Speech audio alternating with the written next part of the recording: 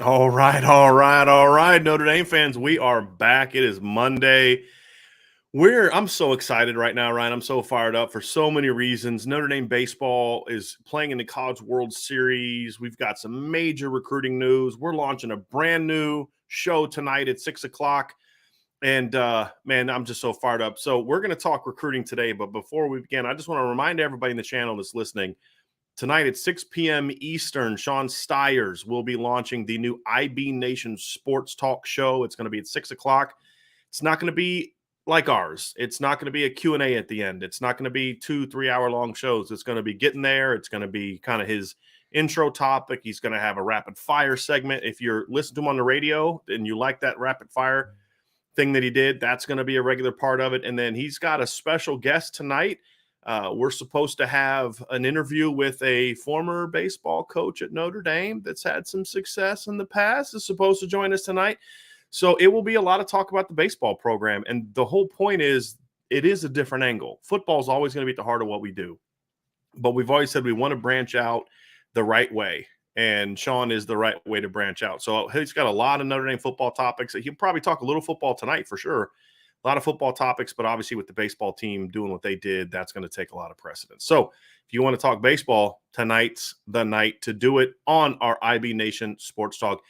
Go check it out. Let Sean feel good about himself, you know what I mean? And just have a great audience and a great group there with him.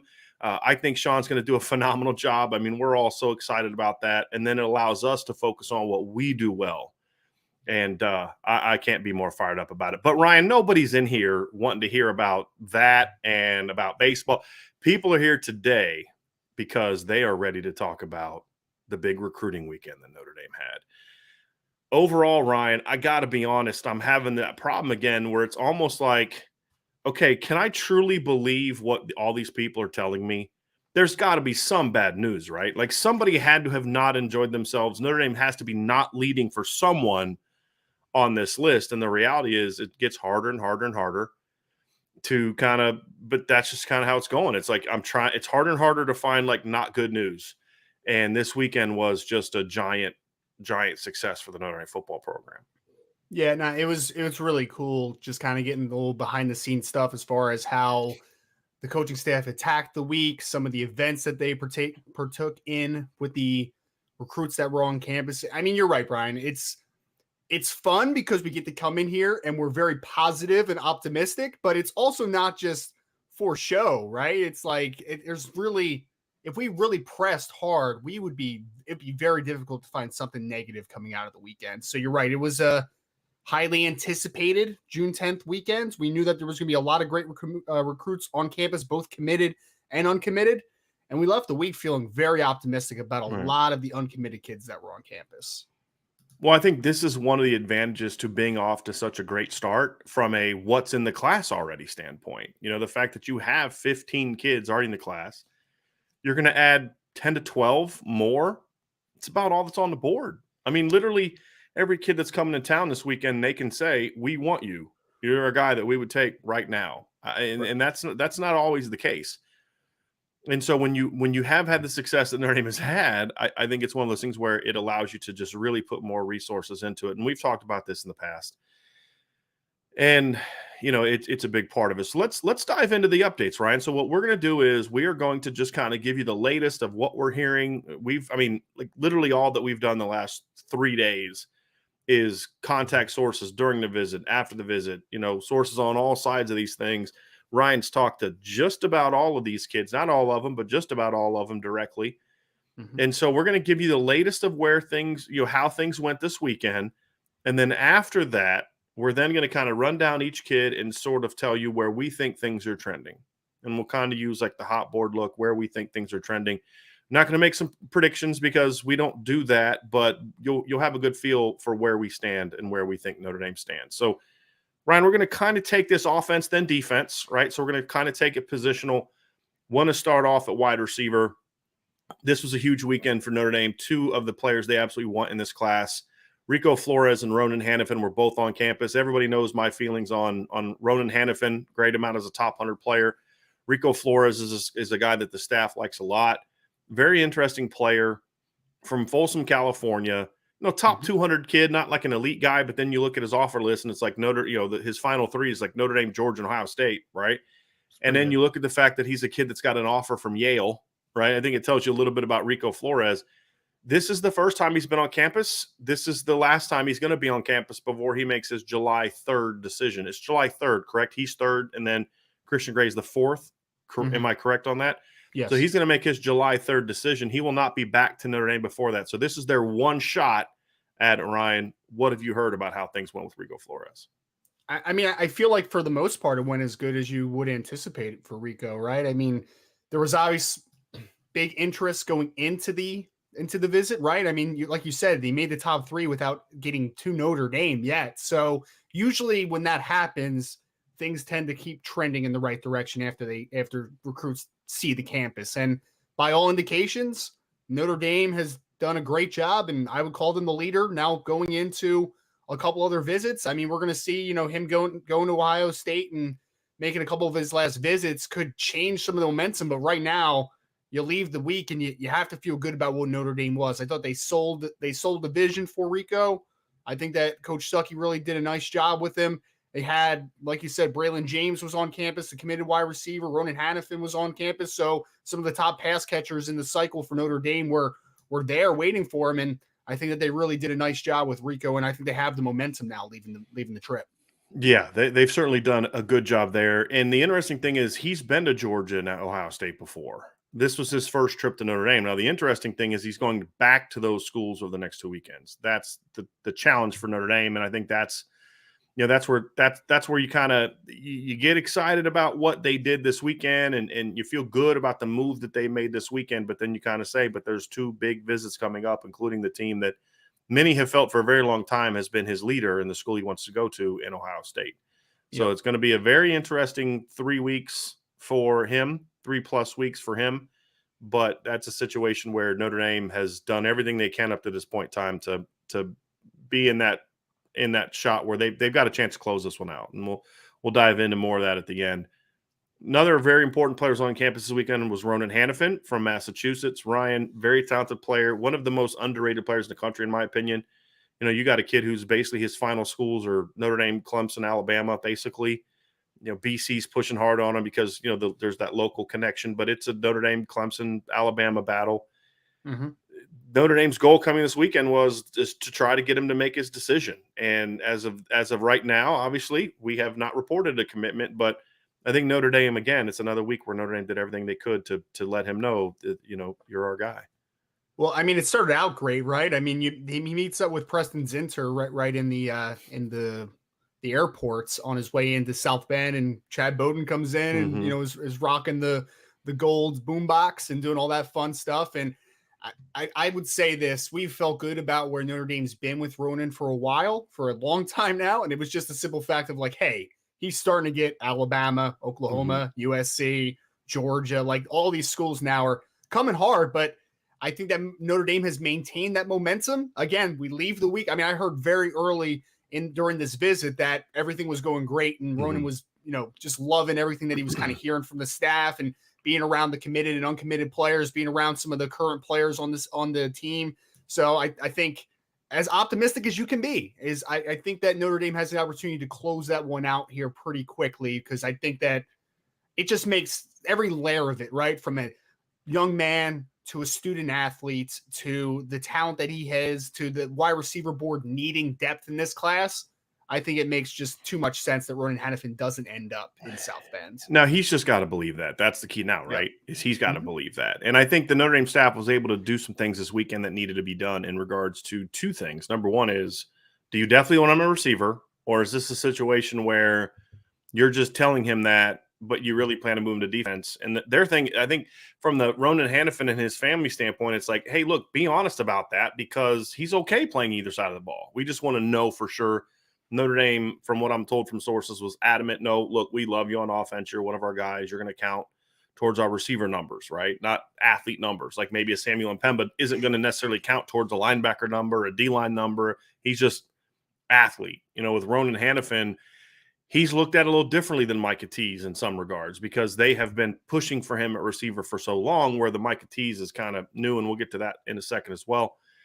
but they were able to answer that question. I think this was the first time that he was really able to connect with Coach Stuckey on a serious basis. And now that may sound troubling to some, but this is one where basically Coach Reese took this recruitment over, which says a lot about what Notre Dame thinks about Ronan Hanifin. And it was simply because, hey, look, the OC takes this one over. It says a lot about how we view you. And I think that was expressed to the Hanifins this weekend. And like you said, it was also a great chance for him to connect with Braylon James. That's a big reason Braylon James was on campus this weekend, was to show Rico and Ronan Hanafin, like, hey, I need you with me in this group. So you had Braylon on campus. His dad was on campus. And that trio Ryan, you and I have been sent half a dozen pictures from this weekend. And it's Rico or Ronan, but there's one guy that's in every single one of those pictures, and it's Braylon James. Yep. And it's because, he understands what his role was this weekend, and he played it beautifully, in my opinion. So Ronan and Rico are two guys that Notre Dame made a big, big move with this weekend. Ronan's had the questions he had answered. I think Rico's mom, too, had a very impactful weekend. She's very pro Notre Dame because she's very pro academics and which is why her son from Folsom, California, has an offer from Yale, which is, where's Yale? Is it Connecticut, Massachusetts? Where's it at? It's definitely the Northeast. I can't remember exactly where it is, though. I think it's, where Yale is. New Haven, Connecticut or something like that. Am I wrong there? I'm not sure. New Haven, Connecticut. You got that. It's Connecticut. So, I'm on fire, Brian. Yeah, Yale doesn't go out to Folsom, California a whole lot, for kids. And he has an offer out there, which says a lot about his upbringing and, what his mom and the people around him are pushing him towards, which is excellence off the field as well, which is why I think he's a great fit at Notre Dame. So, and can we, real quick, I just want to say, we saw a few pictures of Ronan. He's bigger than I thought. He looks college ready to play major college football next year. He has not missed any time in the weight room. Yeah, I noticed that too. Like, okay, you look at him and it's like, okay, he's really filled out well. Like, Notre Dame needs receivers that can help out right away. Ronan needs time to develop from a positional standpoint. He's still kind of raw as a receiver, but physically, Ryan, he's like, okay, yeah, that kid's ready to play right away.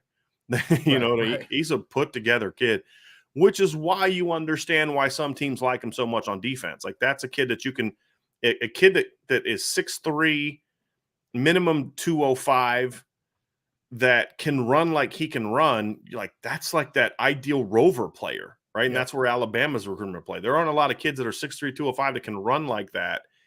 And that's where the attraction to defense. But you know what? There also aren't a whole lot of 6'3", 205-pound receivers that can do what he can do either. And that's kind of Notre Dame's pitch. And that positional versatility that he brings. I kind of view him like a Jaden Greathouse, but with more speed, in that, from a positional standpoint, in that I could see him playing boundary. I can see him playing X. I can see him playing Z. And I think all those things fit as he learns the position more. I mean, he'll tell you, receiver's the position he spent the least amount of time with growing up. He's been more of a defensive guy. Yep. And so that's why on film on defense, you can really see his speed and his initial explosiveness really shine on defense, because it's the position he's most comfortable playing. And so kind of like how I feel that it's like the opposite of Micah Tease. Micah Tease looks more athletic on offense because it's the position he's more comfortable playing right now. Defense is one where he needs to translate more. I kind of feel like Ronan's best position is the opposite of what he's most comfortable now, and I feel the same way about Micah Tease. However, and we'll transition into Micah.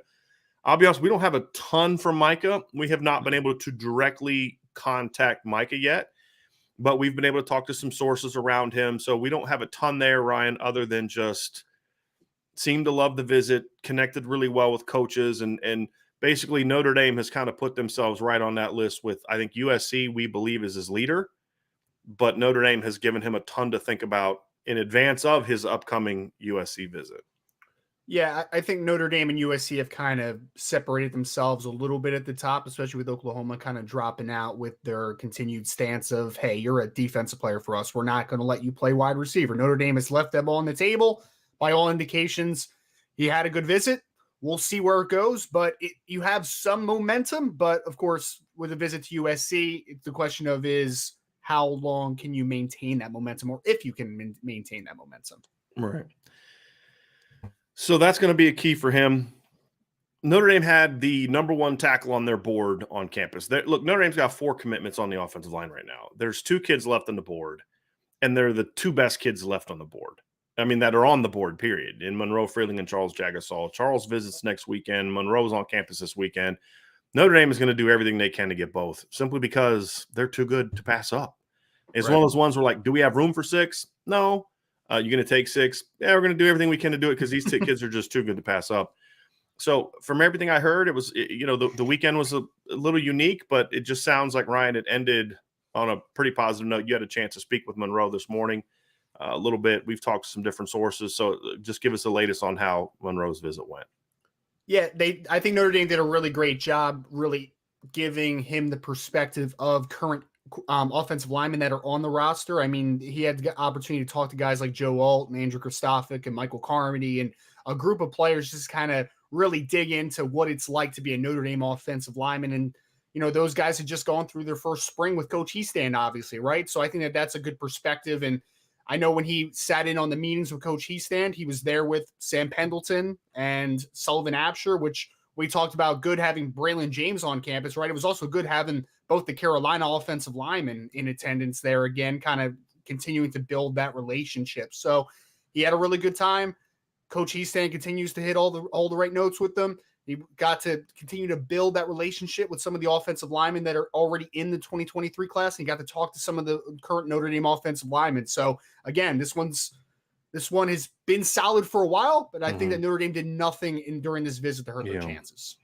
It's all going to just be about the close. That's the key. It's just going to be about the close. And whether obviously they weren't able to convince him to commit this weekend. I don't think they necessarily tried to push, make it happen. But I definitely think there was some hope that he would pop this weekend. And obviously they weren't able to get him to do that. But like you said, I think Notre Dame's trying to look. And again, this is just kind of talking to some of my sources. You talked to Monroe. I have my sources too. Right. It's just, I think there's a challenge to let Monroe really know how much they want him, just because of the way that the staff recruits. I think the way that Coach Heastand recruits, it's a more methodical approach. You know what I mean? And where other schools are kind of trying to maybe throw some of the hype stuff at him and things like that. And with Notre Dame, it's like, we need to really make sure you fit the room, fit the culture and all that and that stuff can take some time. And I think also that Notre Dame kind of wanted to wait till this weekend to really, let them know, because, you're going to get Sullivan in the class. You're going to get Sam Pendleton in the class. You've now got your quarterback commit in the class. With CJ Carr was on campus this weekend. And we should have mentioned this, rave reviews from the 2023 people about CJ Carr. This was the first weekend he met a lot of those guys, and rave reviews about how he interacted and connected with those guys from the players and from parents as well. So right. Yeah, CJ did a great job this week. He made a very strong impression. Yeah. It's one thing to make an impression on kids. It's another thing when parents are like, wow, this kid's got a little something to him. So we thought we'd throw that in there too. So I think that's going to be the key with Notre Dame, is just continue to remind Monroe, like, look, man, you're a dude here. We see you being something special. And sounds like it hit home. So, I mean, from talking to you, Ryan, it sounds like that message was received well from Monroe. Yeah, so no, it definitely was. I feel like the coaches have done a really good job just continuing to reiterate the vision for Monroe and to reiterate from all sides. I think that it was, again, the last time he was on campus, you had the alumni element, right? The guys that kind of been there, done that. This time you had more of the current players' perspective, right? Going through that first spring again with Coach Heastand. So I feel like Notre Dame's done a really nice job. We haven't talked about this much, kind of mixing and matching different perspectives to these players as well. Right. And it's an interesting recruitment too, Ryan, because you've got to know when a kid wants to commit. Right. And so Sam Pendleton and Sullivan Absher, Notre Dame knew these are kids that want to get their recruitment over with early. So you kind of throw the kitchen sink at them early. And they did that, and they got them both. And they kind of did a similar thing with Elijah Page, who they felt wanted to make an earlier decision. Well, with Monroe, he's been so adamant about, I'm going to take all my visits and say, it's like, do you really want to use your biggest shot in April?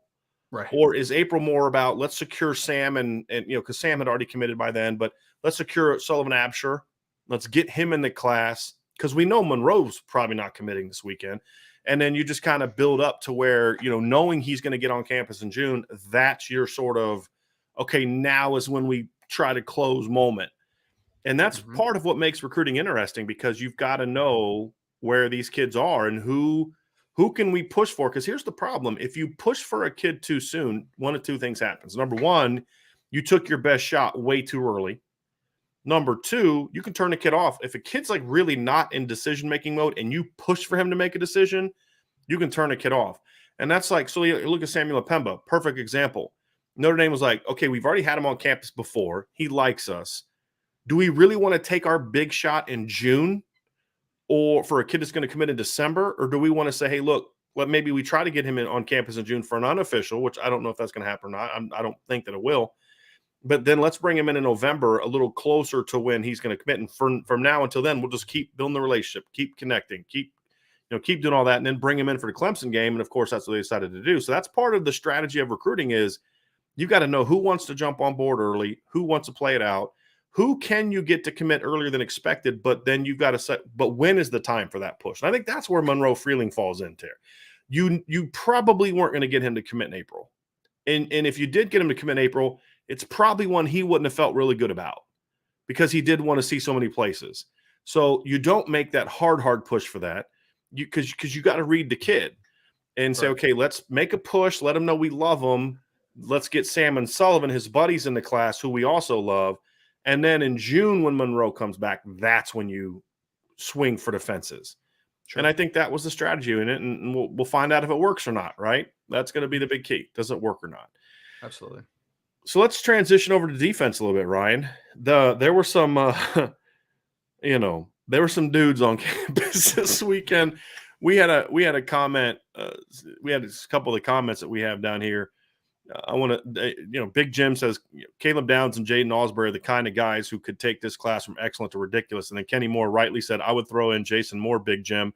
And I think not enough of you are talking about Christian Gray either. I mean, there were 4 incredibly important pieces to the puzzle. And I would argue that Christian Gray, from a need standpoint, is at the top of the list, Ryan. Yep. Because look, Jason Moore, you've got 4 defensive linemen. You don't need Jason Moore.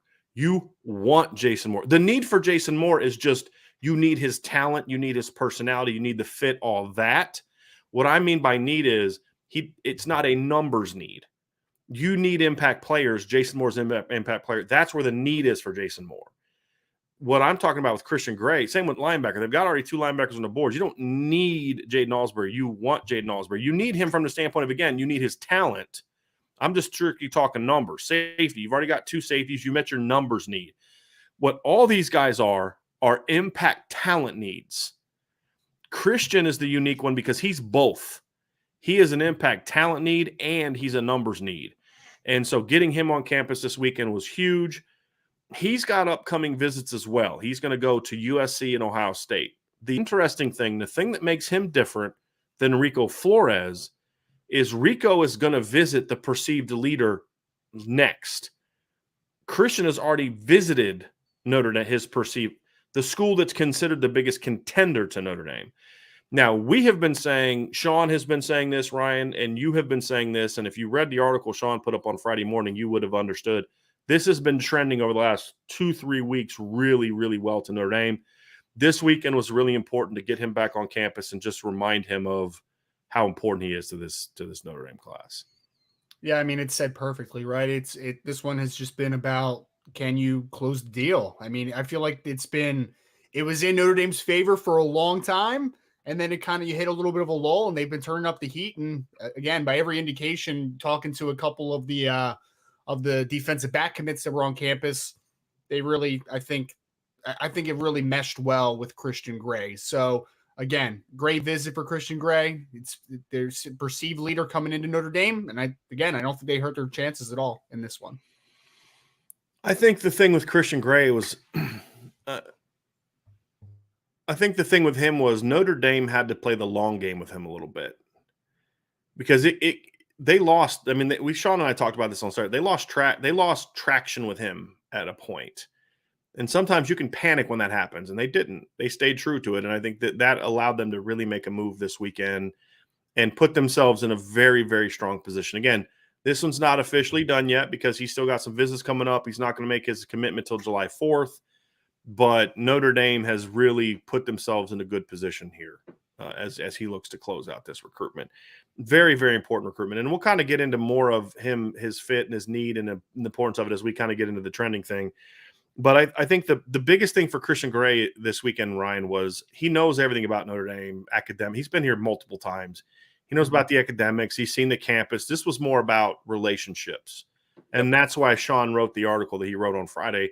This was about getting him around Peyton Bowen and Adon Schuler, getting him around the current players, getting him around, Coach Mickens, getting him around Coach Freeman for an extended period of time. And it was about the comfort, letting him feel like this, like he said it, Notre Dame feels like family. That's what he said in the article on Friday.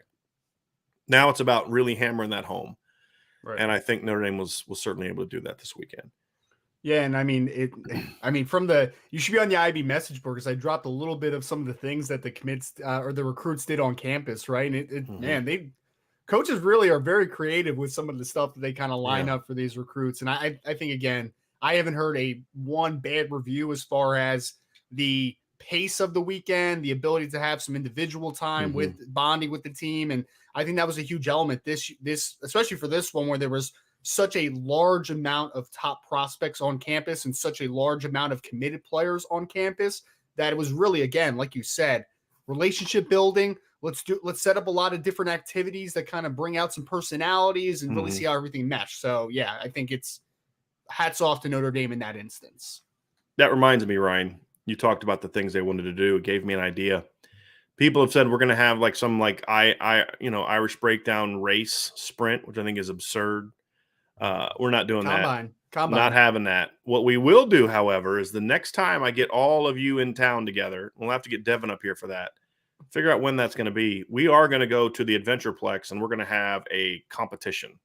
We're going to do bowling. We're going to do axe throwing. We're going to do all the different things they have, and we're going to play laser tag. And then we'll see who comes out as the winner. So you better stretch before laser tag, sir. Oh, trust me, I will be very well. Jumping jacks. You guys probably have me in bowling. I'm not finesse enough for that. Yeah, but I'll make up for it in other areas. Okay. So that's what we'll do. We'll have like a little Irish breakdown Olympics. You know what I mean? Maybe set a date for it, and if people want to show up and have some fun with us, they can show up and have some fun with us. But that'll be a fun time. I kind of thought about that when you put the different things that they were doing on campus this weekend. So, guy that was on campus, Ryan, that is incredibly important from a need of his talent standpoint, just sort of like that final piece to a truly generational D-line class is Jason Moore. Now, from a strategy standpoint, Notre Dame was wise to get Keon Keeley and Devin Houston on campus this weekend, right? That was a very important piece to that. So you got Keon Keeley on campus, you got Devin Houston on campus, and oh, by the way, there's Jason Moore on campus. I'm sure that was not a coincidence by the Notre Dame coaching staff.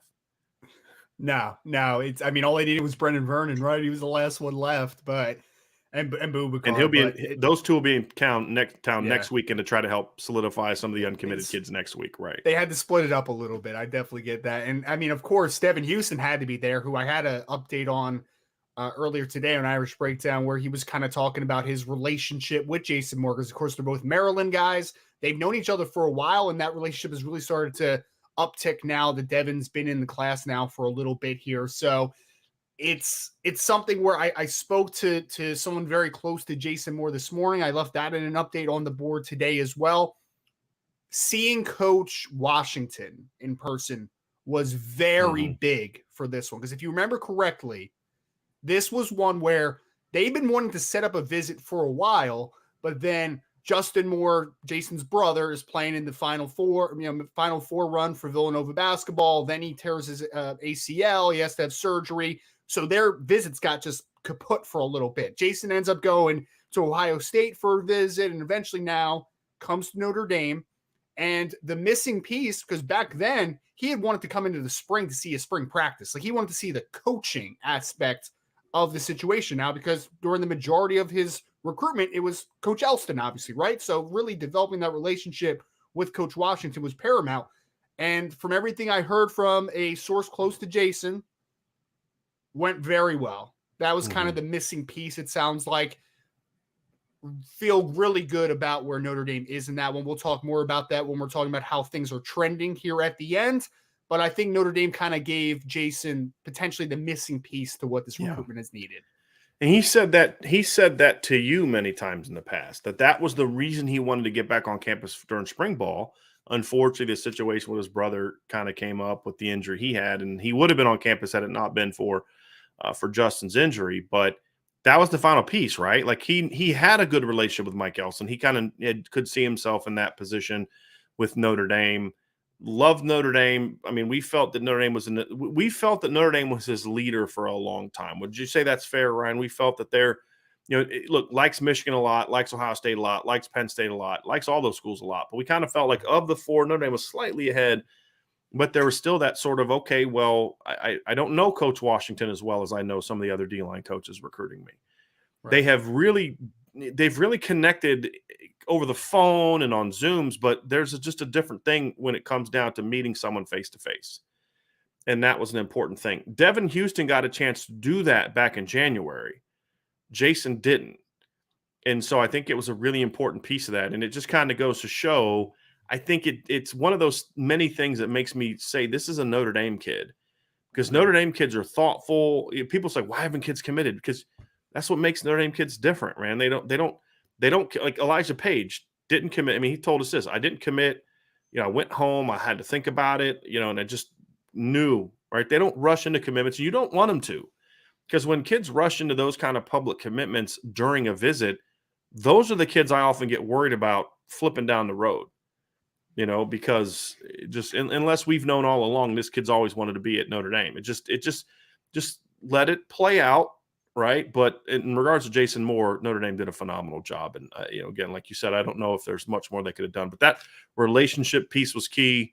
Getting him to meet Keon Keeley, I think, was very important. He already knows Devin Houston, but allowing them to be on campus together was important. And meeting Keon Keeley was important.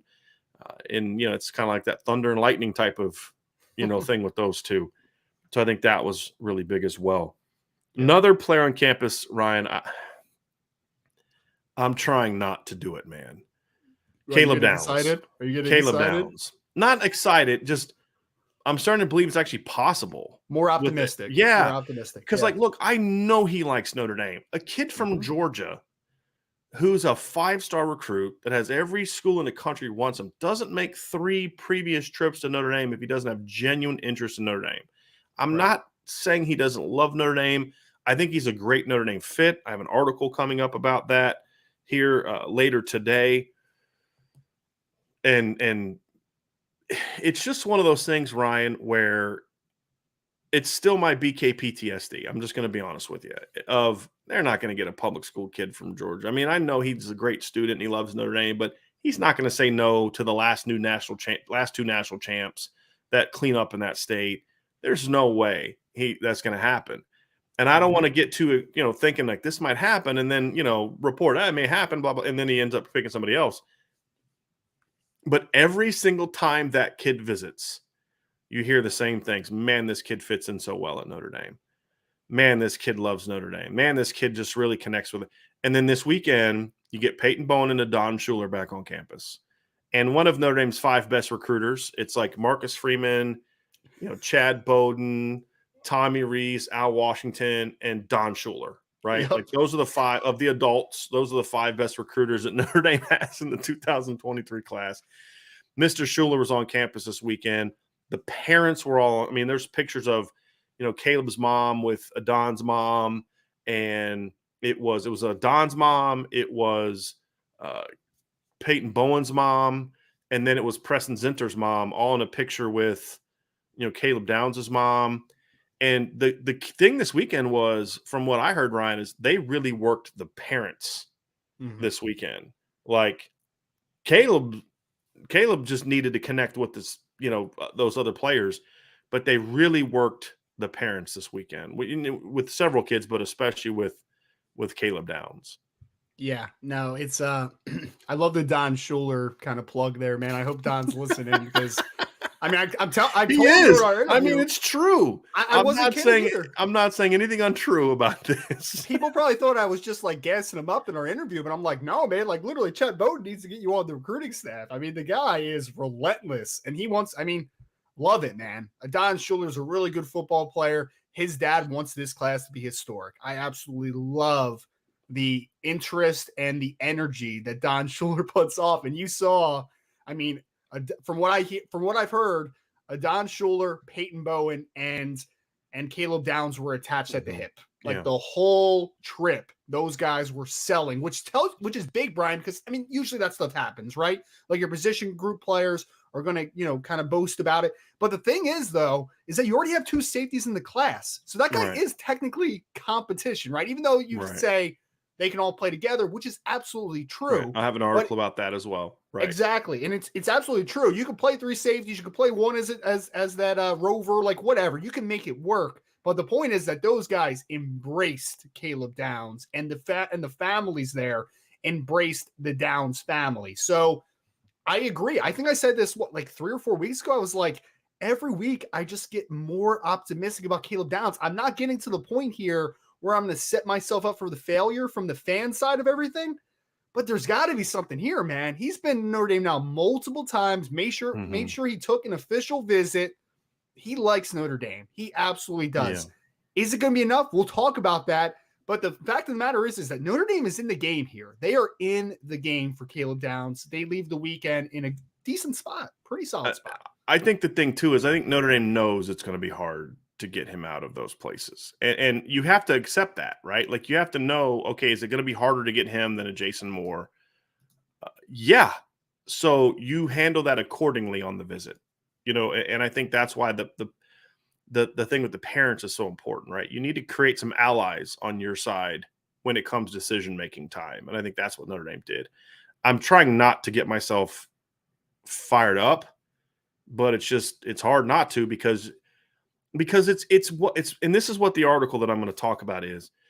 Coach Freeman's thing that he said to, I think it was Chris Zorich that he said it to back when he was first hired, was doing the rounds in the interviews. He said, there's a lot of kids that don't know they're Notre Dame fits yet. Like it's our job to find kids that are Notre Dame fits. And then it's find the best players and then convince them that they're Notre Dame fits. And what that means is you don't just take some kid who's not a fit and then just convince him he is. You take the kids that you believe are fits, that they don't believe they're necessarily fits, and convince them that they're fits. And there's some kids that fit that mold very, very much in this class. And some of them they've already landed. Keon Keeley is that kind of kid, right? You look at Jason Moore is that kind of kid that they're trying to land. Jayden Alsberry is that kind of kid. Caleb Downs is that kind of kid. Peyton Bowen is that kind of kid.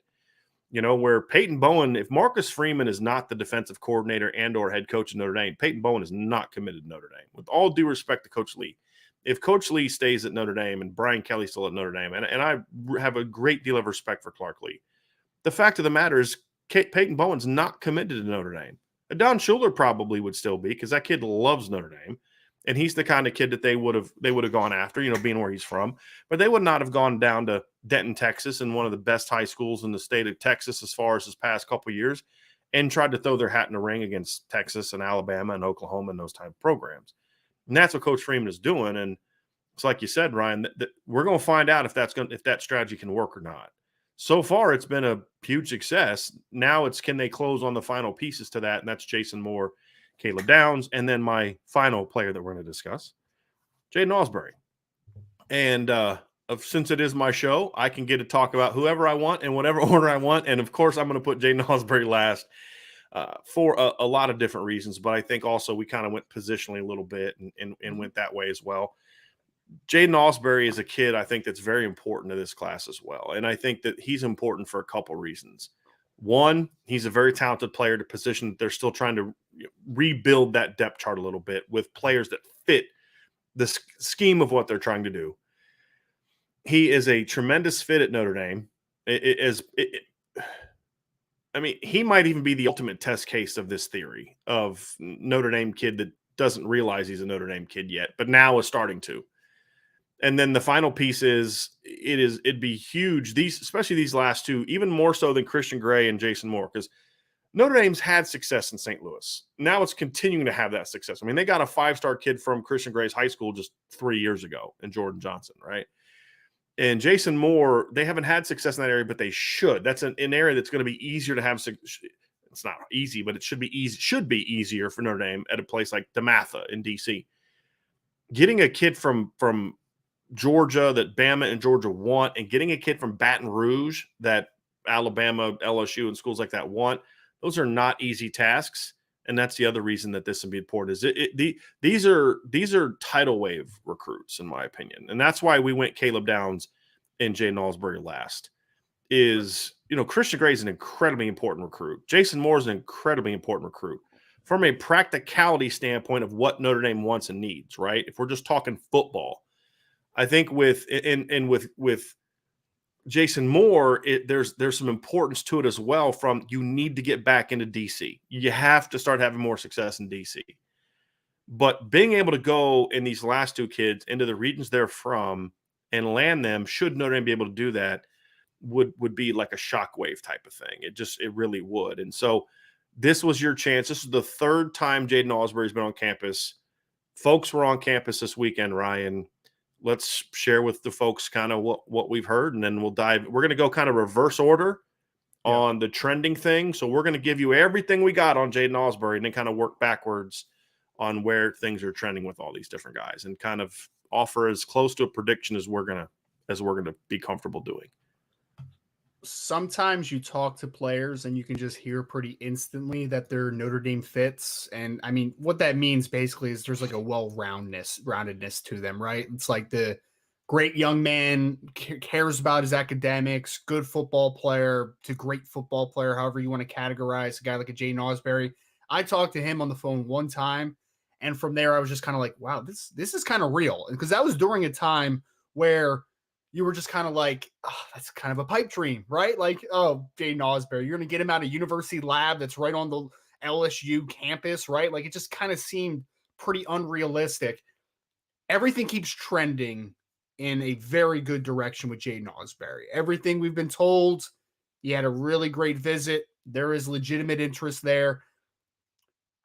Again, and this is why I feel good about it, Brian, like continuing to trend, because I know we're going to get into more of the trending in a second with him. I mean, you can tie it together, right? Just go right. With it. Let's rotate it in all out. So I've said this now multiple times on the show and on the message board.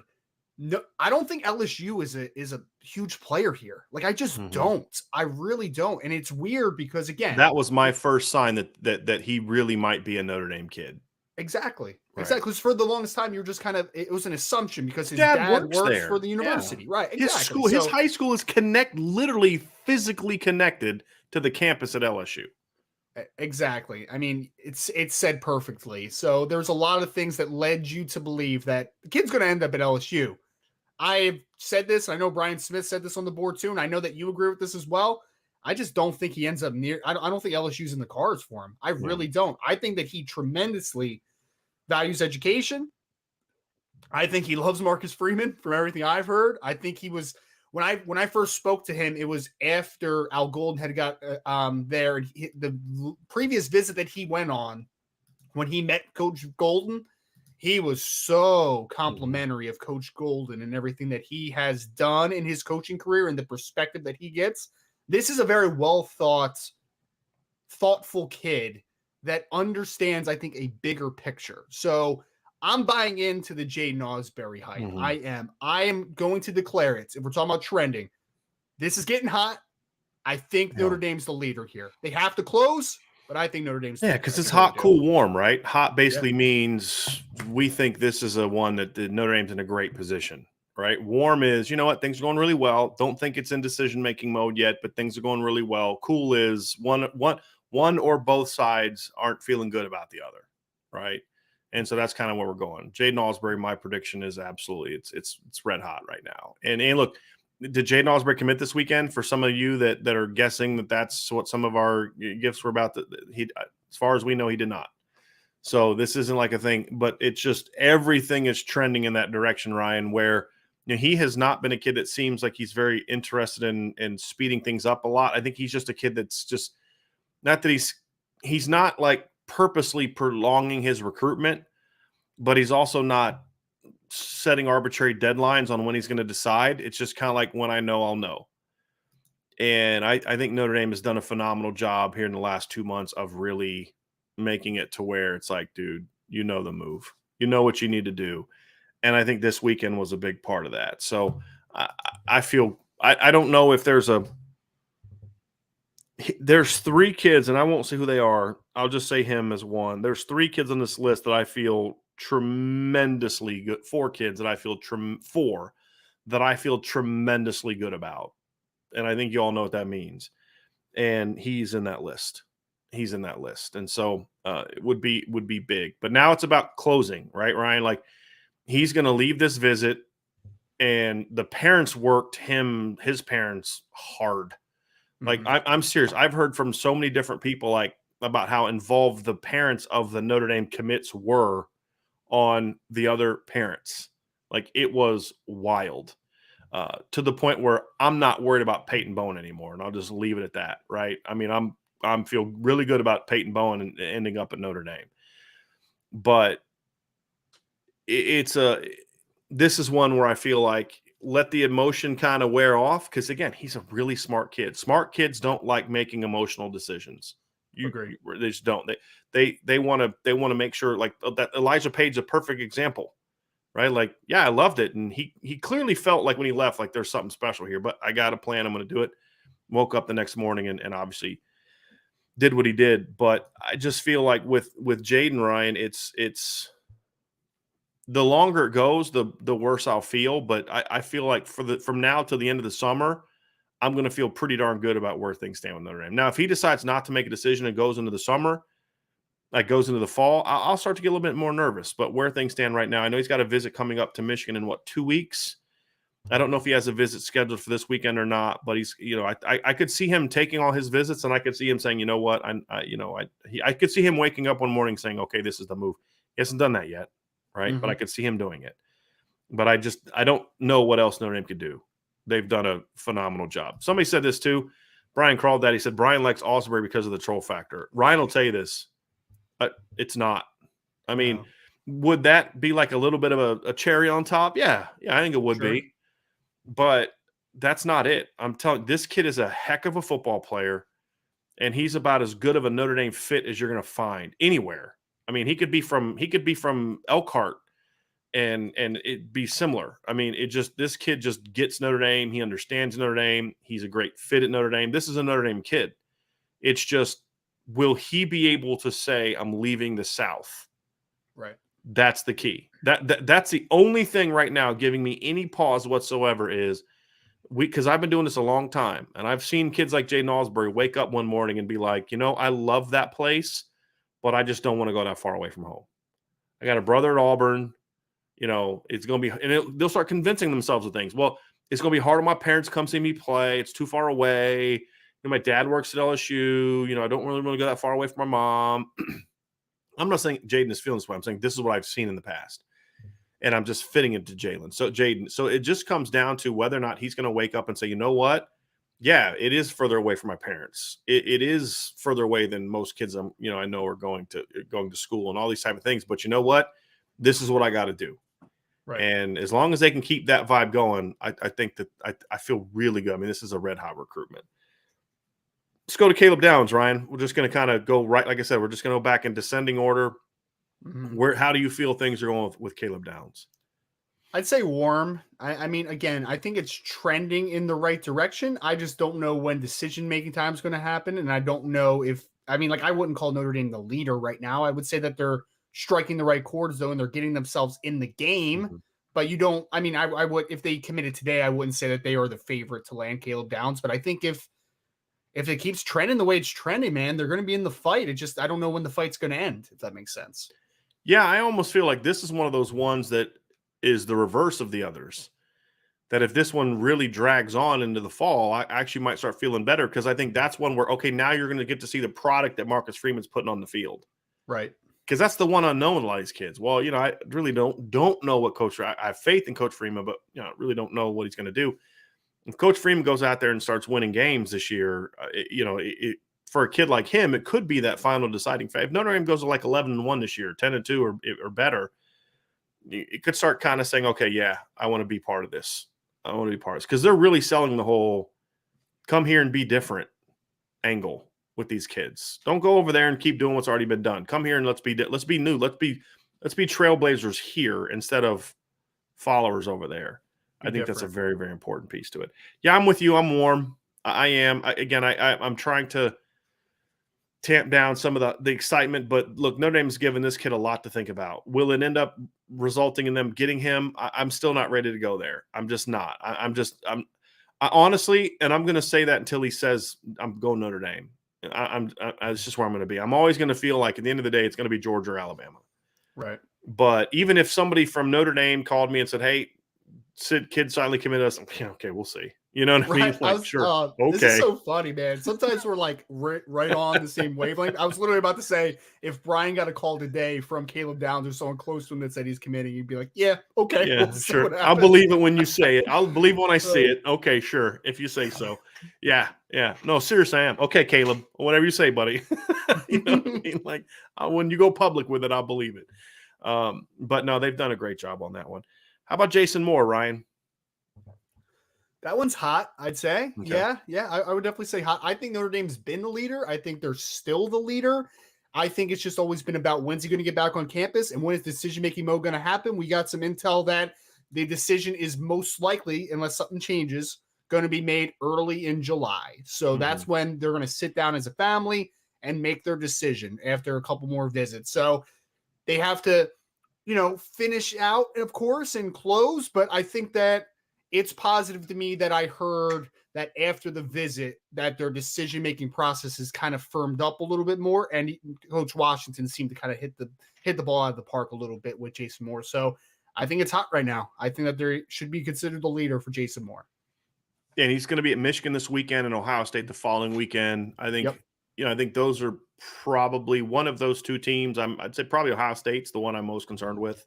I would say Ohio State's probably, yeah. Mm-hmm. Yeah, I think Notre Dame's definitely ahead of Penn State and Michigan for a host of reasons. But yeah, I think Ohio State's probably the one I'm most concerned with. And, he made a spring visit there, and I'd say they're the main contender. So there's going to be work to be done there, right? There's closing that needs to be done there. But Jason Moore, I think I would go with you. I'd say it's hot. I think Notre Dame's definitely trending in a very, very good direction there.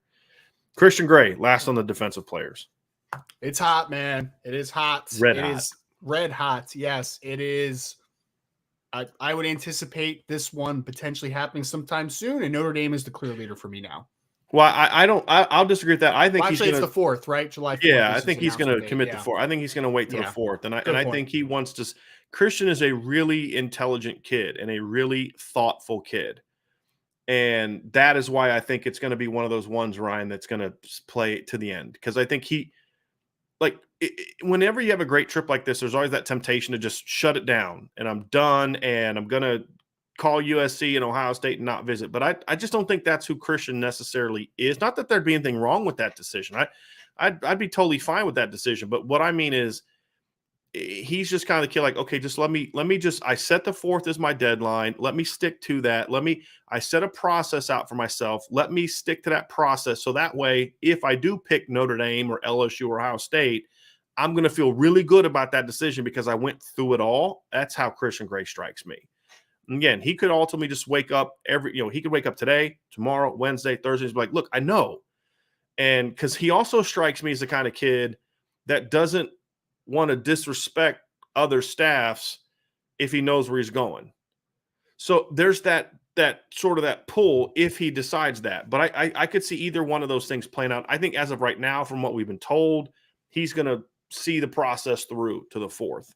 But I think Notre Dame has put themselves in a position where they're going to be incredibly hard to beat.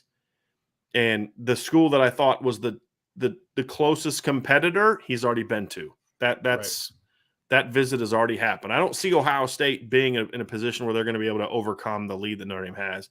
And USC has always been kind of to me, a distant 4th for him.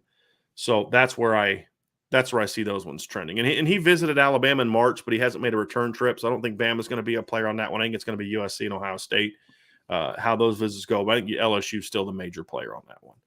Okay. And they're fighting to hold together the corner class they have, much less, adding to it. So that makes it a little bit of an interesting one as well. Let's go to offense, Ryan. Monroe Freeling. That was an interesting. I guess by definition, I would go with warm for now because I still think that Notre Dame is the favorite for Monroe. It's just we've talked about this a lot, right? Like it's regurgitating information at this point, but he plans as of right now to take his commitment into the fall. So that timeline is still to be played out a little bit, which leaves opportunity for other schools to close themselves or get back into the game or, to become the new leader. So I would say it's warm. I think that he loves Notre Dame. It's just the timeline is still open for a little bit longer. Yeah. I think that's fair. Let's go Micah Tease. This one's a weird one, man. It's a weird one. He's at the bottom of my list as far as Mike. If I were to be ranking this class in level of confidence, which is the final thing we're going to do, he's at the bottom of my list. I guess I would still have to go warm though, right? Because I mean, they're probably in the top 2. Oh, yeah. I mean, for sure. Again, it's just we've heard that USC is a very big contender, and he's been to Notre Dame multiple times, and it's just like one of those things where even though he's been to Notre Dame like 4 times at this point, you don't really feel any better about it. The fact that he's been there 4 times, you just know that there's legitimate interest. So I'll go warm. I mean, they're in the fights. It's just I'm a little more hesitant than I was maybe a few weeks ago after I heard Oklahoma was out of it, because I guess I may have underappreciated how much of a player USC was in the fight. Do you know anyone that's told you for a while that USC was going to be a major player in his recruitment? It hasn't been for a while. I mean, it's only been like I was being sarcastic, right? Weeks. I've been telling you that. Oh, have you? Okay, yes. all right. I've been telling you that. Right. No, but I think that's my concern. That's why he's at the bottom of my list. I think Notre Dame has done a great job. I think he likes Notre Dame. I think all those things are positive, right? And I would agree with you. I think right now he's in their top 2. The reason I'm a little bit concerned is similar to Rico Flores. Yeah, I think all the vibes are good for Notre Dame right now, and they did a great job this weekend. But the school that I think ultimately he's wanted to be at is USC. Now, here's the key. Key. This was the first time that Notre Dame has had Micah Tease on campus where they have started to really hammer in and zone in on offense. Receiver, yeah. And I think that's the only holdup that he's really had towards really diving headfirst into Notre Dame. So I think I would say that even though he's at the bottom of my list, he hit my overall confidence in him has risen. That's good. If that makes sense. It's just somebody's got to be at the bottom, right? And it speaks volumes that it's a kid that I think Notre Dame is in the top 2 for. It's fair.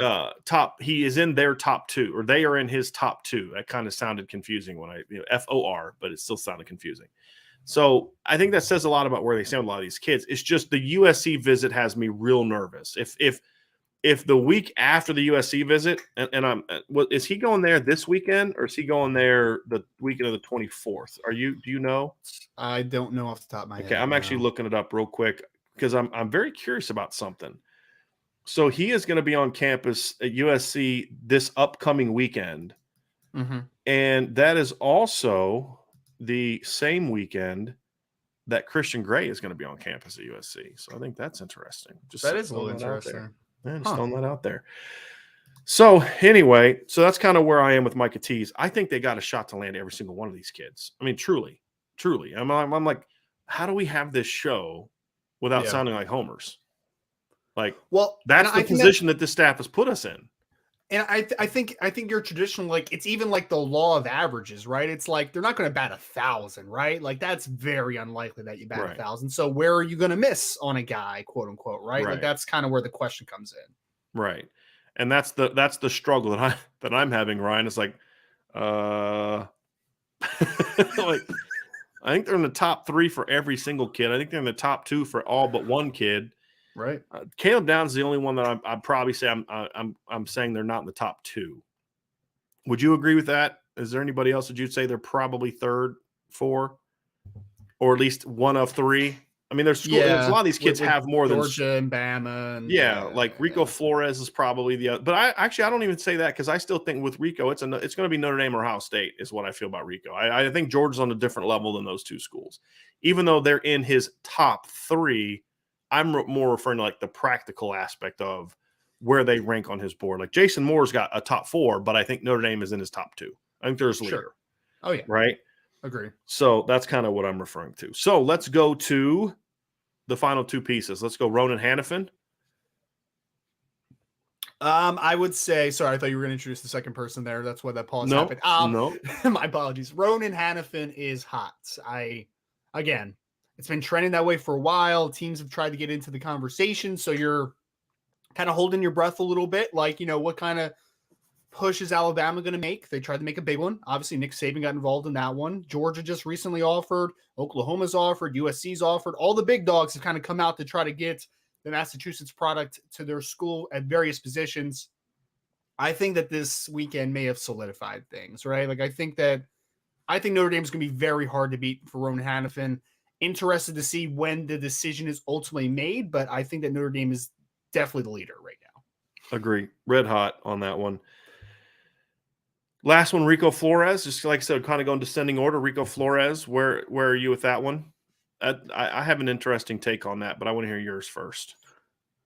I would say that, I mean, we have a clear timeline, right? Like, he's going to commit on July 3rd, which I heard the backstory a little bit a few weeks ago to why July 3rd means a lot to him, which is a pretty cool little story, by the way. It was for someone that had passed away in his life, so that he kind of dedicated that day a long time ago to being the day that he wanted to make the announcement. But I guess I would say, man, I wish I could see it. I wish I could have a little more time with this one, but I will say that he is hot right now, not burning hot. Yeah, but it's bordering on hot. I think Notre Dame is right there. If Ohio State chooses to push, I think it may change a little bit, but I think that Notre Dame has put themselves in a good position and we have a clear timeline. So I'll go with hot for this one. I will as well. And I think I'm going to stay that way until the Ohio State visit. Like, I think it's hot. I think Notre Dame has put itself as his number one school. I think they've done everything they can do. I think they're his leader. I think that's where everything is trending. But the Ohio State visit is going to tell us a lot. I think he is that kid that I think Rico Flores is a great Notre Dame fit. He just hasn't realized that until now. Right. And the question is because Ohio, what's the appeal to Ohio? What's the appeal to a kid with his academic prowess and his offer list and the things he's looking for? What's the appeal to Ohio State? There's only one. It's look what they do it with receivers. Right. And that's the love there, right? So I think that's kind of that to me is going to be the challenge. It's going to always be the challenge. And so if I still feel good about this coming out of the Ohio State visit, then I'll say, okay, I'm really, really ready to double down. But I also can't deny the move that Notre Dame has made over the last couple of weeks either. So I'm going to go hot, but give a warning, right? Like, you know what I mean? Like Surgeon General's warning. You know, this could, this could change. Like, I feel great now, but it could change. Right. It could definitely change. And I'm a little bit more concerned about the Ohio State visit maybe than some other people are. And I think you are as well, right? I think we're on the same page there. And it looks like Archer actually just put into the Archer 452 said, Ohio State fan here. The Buckeyes big recruiting weekend is the 24th of this month. They'll have Caleb Downs, Christian Gray, Jason Moore, and Rico Flores all on campus that day. So that's the big day for Ohio State that you're talking about. Yeah. And I think of those four, Rico's the one that I'd be most concerned about. That's the one I'm most concerned about. So we'll see how that one goes. So Ryan, let's go confidence level. Let's go least to most. Do you want to do that? Do you have yours down? I can give mine while you're putting yours together. Yeah, why don't you give me a second to put it together? Yep. So I'm gonna go least confident to most confident. I'm gonna say this. My caveat is I think Notre Dame's got a legitimate shot to land every single one of these players. Mm-hmm. When you have, it's like if you're gonna give me the 5 greatest players of all time at something, somebody's got to be last, right? We're still talking about all-time greats, so just understand when we're talking about last. We feel really good about Notre Dame. We're Notre Dame fans, all these guys, but somebody's got to be last. Mine is Micah Tease for the reasons mentioned. I think Notre Dame's in his top 2, but I really feel like the USC visit has me concerned. I'm going to go Caleb Downs the next one, which should tell you a lot that Caleb Downs is no longer at the bottom of my list, that I'm finally buying it. I'm finally buying into the hype that Notre Dame might have a shot to actually pull that one off. Mm-hmm. I'm going to go Monroe Freeling next, just the timing of it. I think there's just some things at play there that make me say, because he's going to be, he says he's going to wait a while is really where it comes down to for me with Monroe, because some other guys on this list are going to decide sooner. If I thought Monroe was going to decide in the next month, I'd probably move him up a little bit. Got Rico Flores next, because again, I'm still very nervous about the Ohio State visit for him. Next would be Jason Moore. And now you're kind of getting into the splitting hairs between 4 guys that I feel really good about. I go Jason Moore 4, Jayden Alsberry 3, Ronan Hanifin 2, Christian Gray number 1. or where I feel about that group. And I was back and forth between 1 and 2, Hanifin and Christian Gray. Yeah, we had exactly the same top 4 actually, but if I'm starting from least going to greatest, I had Caleb Downs still last on that list just because I don't know. I feel again I'm getting more optimistic with it each and every week, but it still seems something that's a little far-fetched. I don't know if that's the right word, but like it's outlandish to think that Notre Dame can close on him just with what we've experienced in the past. So I'm gonna have Downs there. I'm gonna have Micah Tease next. I have felt much better about this one in the past. I don't feel quite as confident now. I think USC is a true player. So I just don't feel a little uneasy about that one. I actually want Rico Flores next. I'm really worried about the Ohio State visit. I really am. I'm just what the wide receiver board's trending with Ohio State for some other players like Brandon Innes and Carnell Tate. And I'm really worried about that Ohio State visit, to be honest. Then I went Monroe Freeling at number 5. I think that Freeling, they're in a good spot. It's just, when is it going to come to an end? I think if they can convince Monroe to move it up and it ends soon, then I feel great about it. Like he would be in the top 3 probably for me. But the question is, when does it end? Jason Moore at number 4. We had the same top 4. So again, Jason Moore, number 4. I think that one is trending in the right direction. Al Washington, I think, was maybe the last piece to finish in this one, but he does have a couple, notable visits coming up, including Ohio State. So I think that it's going to be a dogfight, quote unquote, but I still think that Notre Dame has a good chance to close that one out. Jayden Alsberry, I said it. I think he's a leader. I think he's going to end up at Notre Dame. I do. I really do. There's just something about this one that isn't even totally quantifiable, but it's just like a feeling with a guy like a Jayden Asbury. I had Ronan Hanafin at number 2. Again, been trending great for a long time. He's been on the board a very long time. I think that one is nearing the end. And then Christian Gray, I know he has a couple, we already talked about him going out to USC, going out to Ohio State. I know he's got a couple visits left, but I think, again, they're going to be incredibly difficult to beat Notre Dame for Christian Gray right now. Agree. I was thinking you would have Hanifin 1, and that's where I was leaning earlier. But it was close. I'm gonna go Christian Gray number 1. I just there's enough with Ronan Hanifin to make me think that no matter how he's feeling now, he just has been super methodical with this, and that always kind of gives me a little bit of a if there's a because like the reason is it comes down to this. Christian Gray, we know when his recruitment's going to end. It's going to end on July 4th. We know that. With Ronan Hanifin, it could end today. It could end in December. I mean, it just he has done nothing to say I'm going to say to set a deadline. Now, I think based on the intel I have that he's going to make a decision no later than early July. No later. But I know Notre Dame would like him to decide sooner, but Ronan Hanifin and his family are not going to be knocked off their course unless they decide to do that, right? They're not going to be pressured into that. I hope that they make the decision sooner. I think they could really use another receiver in this class to kind of help close out some other receivers in this class. But we'll see if they do it or not. And that's going to wrap up the recruiting part of this Ryan. But we have a lot of questions, so we're gonna dive into our Q&A session after this. But I think I want to wrap it up with this before we get to the Q&A. I think the fact that we had such a hard time all these guys are warm. I mean, I wouldn't be shocked if they get any of these guys except Caleb Downs for reasons I've mentioned earlier.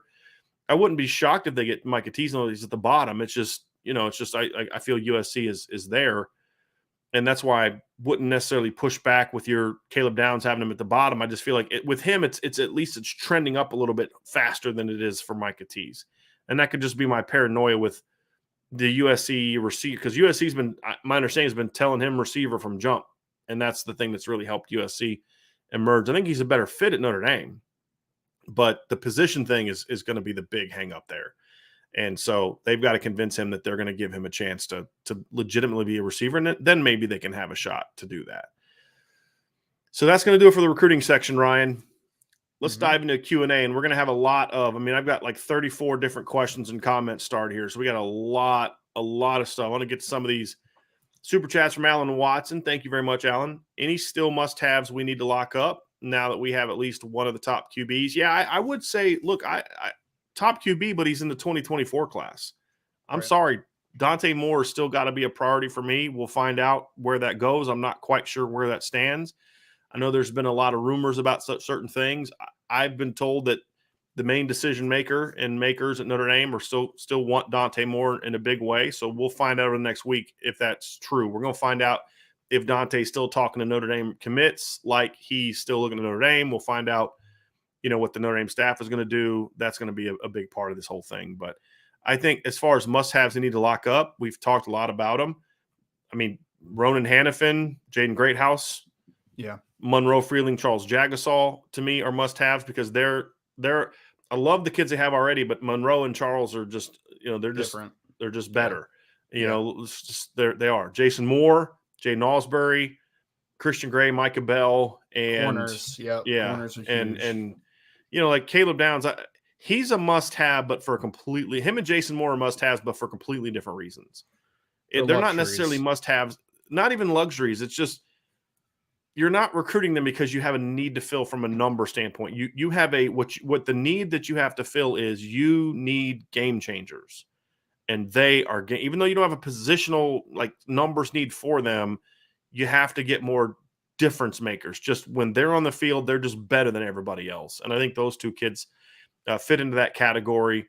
In my view, they just do. And as much as I love Jayden Alsberry, he's a great player, but like Jason Moore brings a size that you just can't teach, right? Caleb Downs brings some traits that you just can't teach, and that's what puts them into that category, in my opinion. So there's still definitely some must-gets. Look, Notre Dame is in a great position now with the number one class, but there's still a lot of closing they need to do to maintain that number one, top three sort of status in this class, in my opinion, Ryan. I don't know what your thoughts are about on that.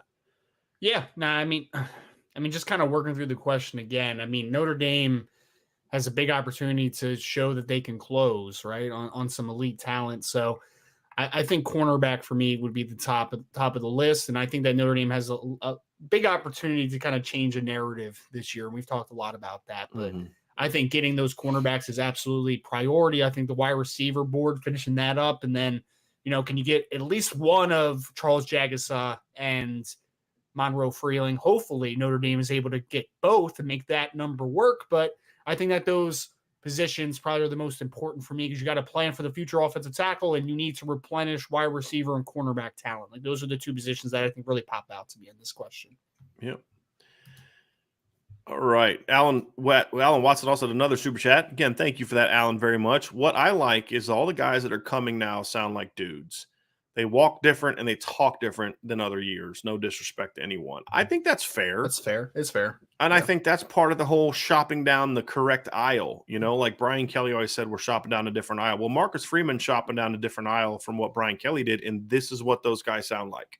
And that's the reality of it. This is the way the recruitments go. You land a kid and schools aren't going to stop recruiting him because they'd be fools to not try. Yeah. And I think you're right, Alan. I think that's a very good observation. This is what elite players walk and talk like. And especially elite players that are Notre Dame fits. Yes, they do walk and talk different. That's just the reality of it. I mean, and you can talk to the greats that when they come and you listen to Jerome Bettis talk. Jerome Bettis was like that when he was at Notre Dame. Listen to Bryant Young talk. That didn't develop when he went to the Niners. That's why he was an All-American at Notre Dame. Those guys are different, and they were kind of always that way. And I think there's a lot of guys like that in this class.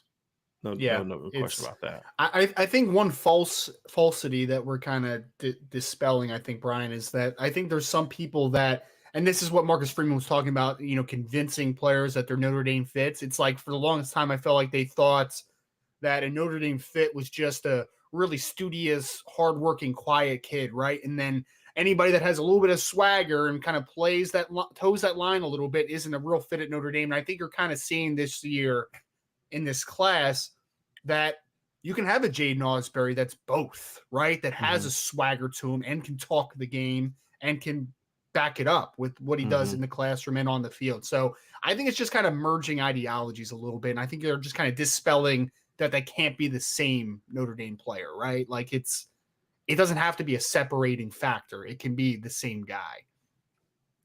Brian, I gotta kind of change the subject here for a second. I have to make this request to everybody in the chat. Number one, we decide who is allowed to be in the chat or not, right?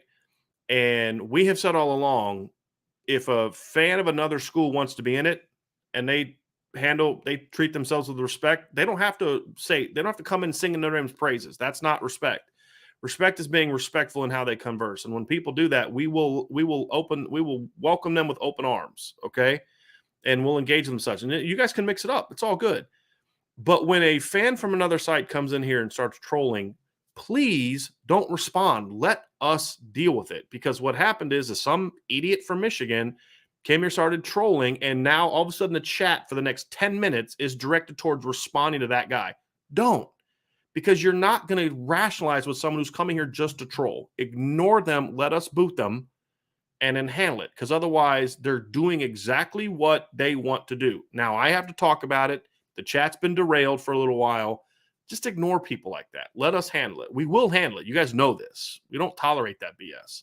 We'll be super respectful to another fan base that wants to come engaging. People say, why would someone from another fan base come? Because some people love college football also on top of loving their team. And that's what I want us to be. I want us to be a place where we're going to talk Notre Dame football, but also people may say, hey, look, these guys give good intel. They give good conversation. They're not homers. They're not disrespectful. I enjoy their show. Okay, we should welcome that, right? But when people come and troll, ignore them. Let us handle it. And then it'll be done with, and they won't derail the chat, which is exactly what they wanted. So as I'm going through these questions, I'm saying some of this engagement and who we had to boot. Just don't feed the trolls. I'm going to say that again. Don't feed the trolls. And I don't like to have these conversations, but just ignore idiots. When those idiots come, just ignore them. Jacob Kraft, is Richard Young on campus today? Ryan, I have not heard for sure that he is, but his visit is supposed to start today. I'm not saying he didn't show up. I'm just saying I can't tell you, yes, he's on campus today because I don't know what time his flight was supposed to get in and all that. I can just say that his visit is supposed to start today. And once we get confirmation that he's on campus, we'll put it on the message board and go from there. Yeah, no, well said. 13th to the 15th he was scheduled. We haven't seen any verification, but that is the timeline that we got. And he's not a super social media engaged kid. He's not. Let Manager 1 says LSU seems to be the new Notre Dame. They're in every recruit's top 5, but they're not going. I mean, what's the one common denominator between those two programs? I'm just saying. There's a reason for that. Scott Yerbick, what is the best news to come out of this past weekend? Go Irish. Well, wouldn't it be your son winning a couple medals at the Special Olympics? I think that would probably be the best news to come out of this weekend. But from a Notre Dame standpoint, Ryan, you got the baseball College World Series. You've got, all the recruits. I think the best news coming out of this weekend is that I feel like Notre Dame is in a much better closing position with some guys they needed to be in. Christian Gray, Ronan Hanafin, Jason Moore, Jayden Alsberry, Rico Flores, and then with some of those other guys like Micah Tease and Caleb Downs, who we have less confidence in, there's no doubt that Notre Dame made a move with both of those players. Like, what you don't want to do is be trailing and then come out of the visit in the exact same position you were, because then you're done.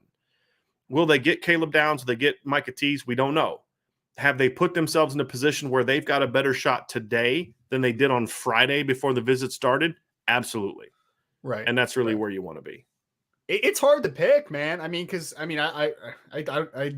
know we're football driven, but I mean, Notre Dame upsetting Tennessee in baseball was fantastic, man. I actually watched the end of that game because I honestly don't stay tapped into college baseball too much, but I did turn in to see the end of that when they're up 4-3 and then they hit a 2-run homer to increase the lead and did all that great stuff. So I think the best news is that there was no bad news coming out of the weekend, right? Notre Dame baseball took care of business, and I think the coaches from a recruiting side took care of business. And to reiterate your point, you feel better about where Notre Dame is with certain guys than you maybe were hopeful for before the visit, but you maybe didn't anticipate as much. Mm-hmm.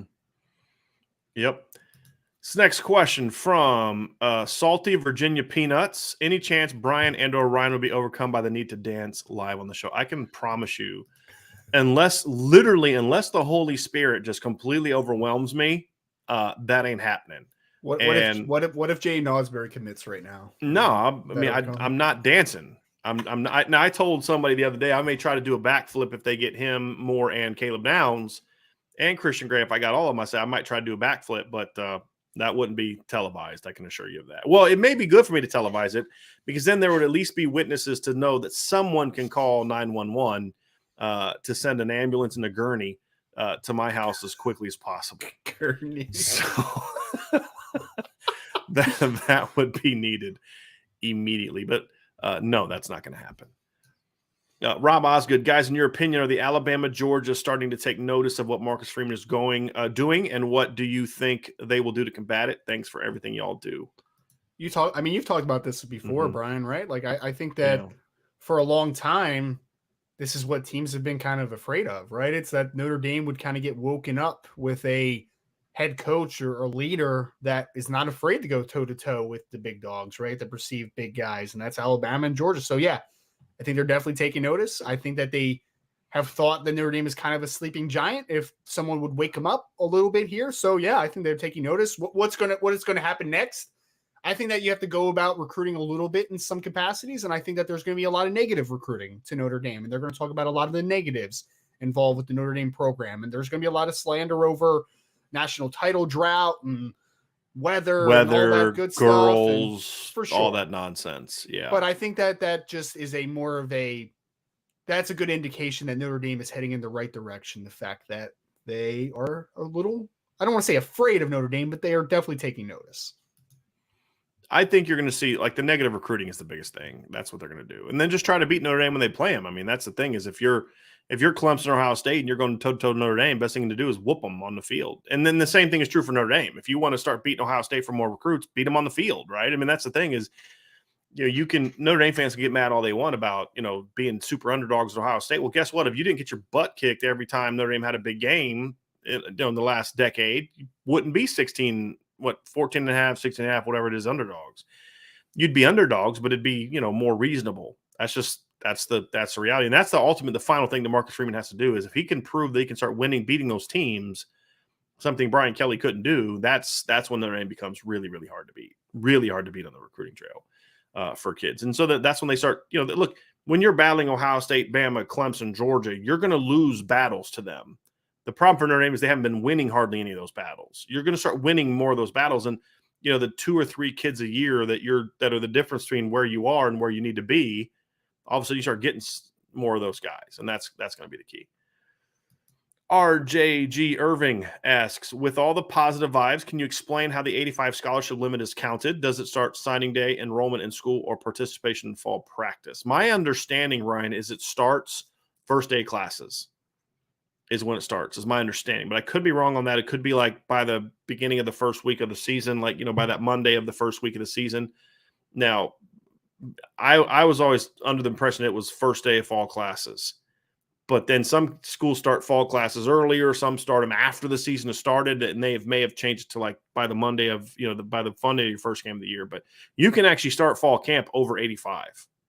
You just have to get down to 85 by some point in time in fall camp, which is usually it'll come down to a walk-on kid loses a scholarship or a kid goes on medical or something like that is normally how that goes. But you don't want to go into fall camp above 85. That's a rare thing. And then the second part of his question, seems like roster management and playing planning retention is moving up the priority list. Good problem to have, but also not easy. Thanks and cheers. I don't think it's moving up the priority list. I think it's just the manner in which players are being treated now, which goes back to the show Sean and I did on Saturday, the change in culture at Notre Dame. It's just you're having less kids leaving that you don't want to leave. I mean, Notre Dame was losing a lot of kids that they didn't want to lose. And kids want to stay now. So I don't think it's become more important. I just think it's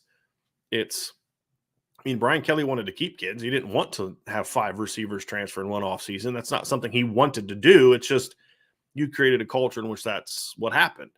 So I think it's more about that than it becoming a greater priority. I just think they're being more effective at keeping guys, and to the point where they kept more guys than they thought they were going to keep, which is, put them in a unique situation.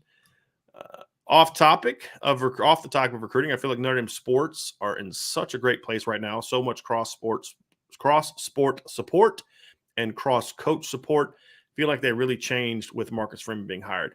I think that's part of it. I think there's been a lot of coaching turnover. If you really think about it, like, Marcus Freeman's new. But Niall Ivy's, third year? Link Jarrett's in his third year. I mean, there's been a lot of new coaches. A lot of the older established people have changed. A lot of these coaches are younger. I think that there's a, and they understand. A lot of them are former players. I mean, Link Jarrett played Division I baseball. Ivy was a national championship point guard. Marcus Freeman was an all Big Ten linebacker. They got drafted in the NFL. They understand and remember what it was like having the basketball team at your football game, or what it was like when they were at basketball games and how the basketball players would respond and things like that. I just think there's more love for the university and understand that, hey, being on the same page with these other sports is good for us and good for us in recruiting. And they're good. That's the other thing is, what's the expression, right? Right. Game recognizes game, right? Like, these programs are all strong. Would Notre Dame's campus be supporting the baseball team like they have if they were what they were under the previous coach? No, they wouldn't. It's, right. You also want to support something good. And I've heard this a lot, especially from younger fans. But, man, this is the best time I've ever had covering, following Notre Dame sports, because they're just good at all the – I mean, it was, football teams have been really good. Now you have a head coach you like. The men's and women's basketball teams are both in the NCAA tournament this year, and I believe won games in the NCAA tournament this year. The hockey team made another deep run. They've been to the Frozen Four a couple times lately. The baseball team was made to postseason for a second year in a row. Last year they outplayed Mississippi State, and they had like 2 bad innings that whole series that cost them the series. It took Mississippi State down to the wire. This year they beat number 1 Tennessee. Obviously the other sports like fencing the men's lacrosse team got absolutely screwed by not getting the NCAA tournament. They should have been in the NCAA tournament. The women's softball team, did they make the NCAA tournament, or did I thought they made it, or they could have just missed the cutoff. They were ranked at times this year. The women's lacrosse team's really good. I mean, fencing wins championships every year. I mean, I can't think of many Notre Dame sports right now that aren't really good. And, to me, it just creates an exciting atmosphere on campus. And I think that helps recruiting for the football team as well. Big Jim says, Mr. and Mrs. Schuler are awesome. Keep getting it on back to Notre Dame to help build the class. Same with the Bowens. That can't be cheap. No, it's not. It's a little cheaper for the Bowens that live in Indiana. It's a little cheaper for them. But, yeah, the others, it's not cheap, especially now. Yeah. Kenny Moore, well, that's what there were so many on campus this weekend because everything was being paid for. It's a lot easier to do that when you're down there, and it's like the school's paying the way. It's a little easier to do that. Sure. Kenny Moore asks, the elite programs are definitely taking notice of what Notre Dame is doing. I think they started noticing last year when Marcus Freeman started plucking recruits they usually get. That's a great point. Fair, yeah. I mean, you went into Michigan and got Josh Burnham and Nolan Ziegler. Nolan Ziegler, you understand, because he was in Notre Dame. I mean, literally Notre Dame's in his, his heritage. I mean, he's had family members that played in Notre Dame. Mm-hmm. But getting Josh Burnham, that to me was the first big strike. That going into Michigan's backyard and getting Josh Burnham, a lot of Michigan people thought for a while they were going to get him. That was the first strike. And then, then you flip Junior Tuihalamaka, and then you beat Bama and Washington for Benjamin Morrison. You get Jalen Sneed. Yeah. You everybody thinks Tyson Ford is going to Oklahoma, and then Marcus Freeman shows up, and literally a week later he commits to Notre Dame. Aiden Gobira was considered a strong Penn State lean until Marcus Freeman showed up. So I think there's been a lot of that. I think Kenny's right.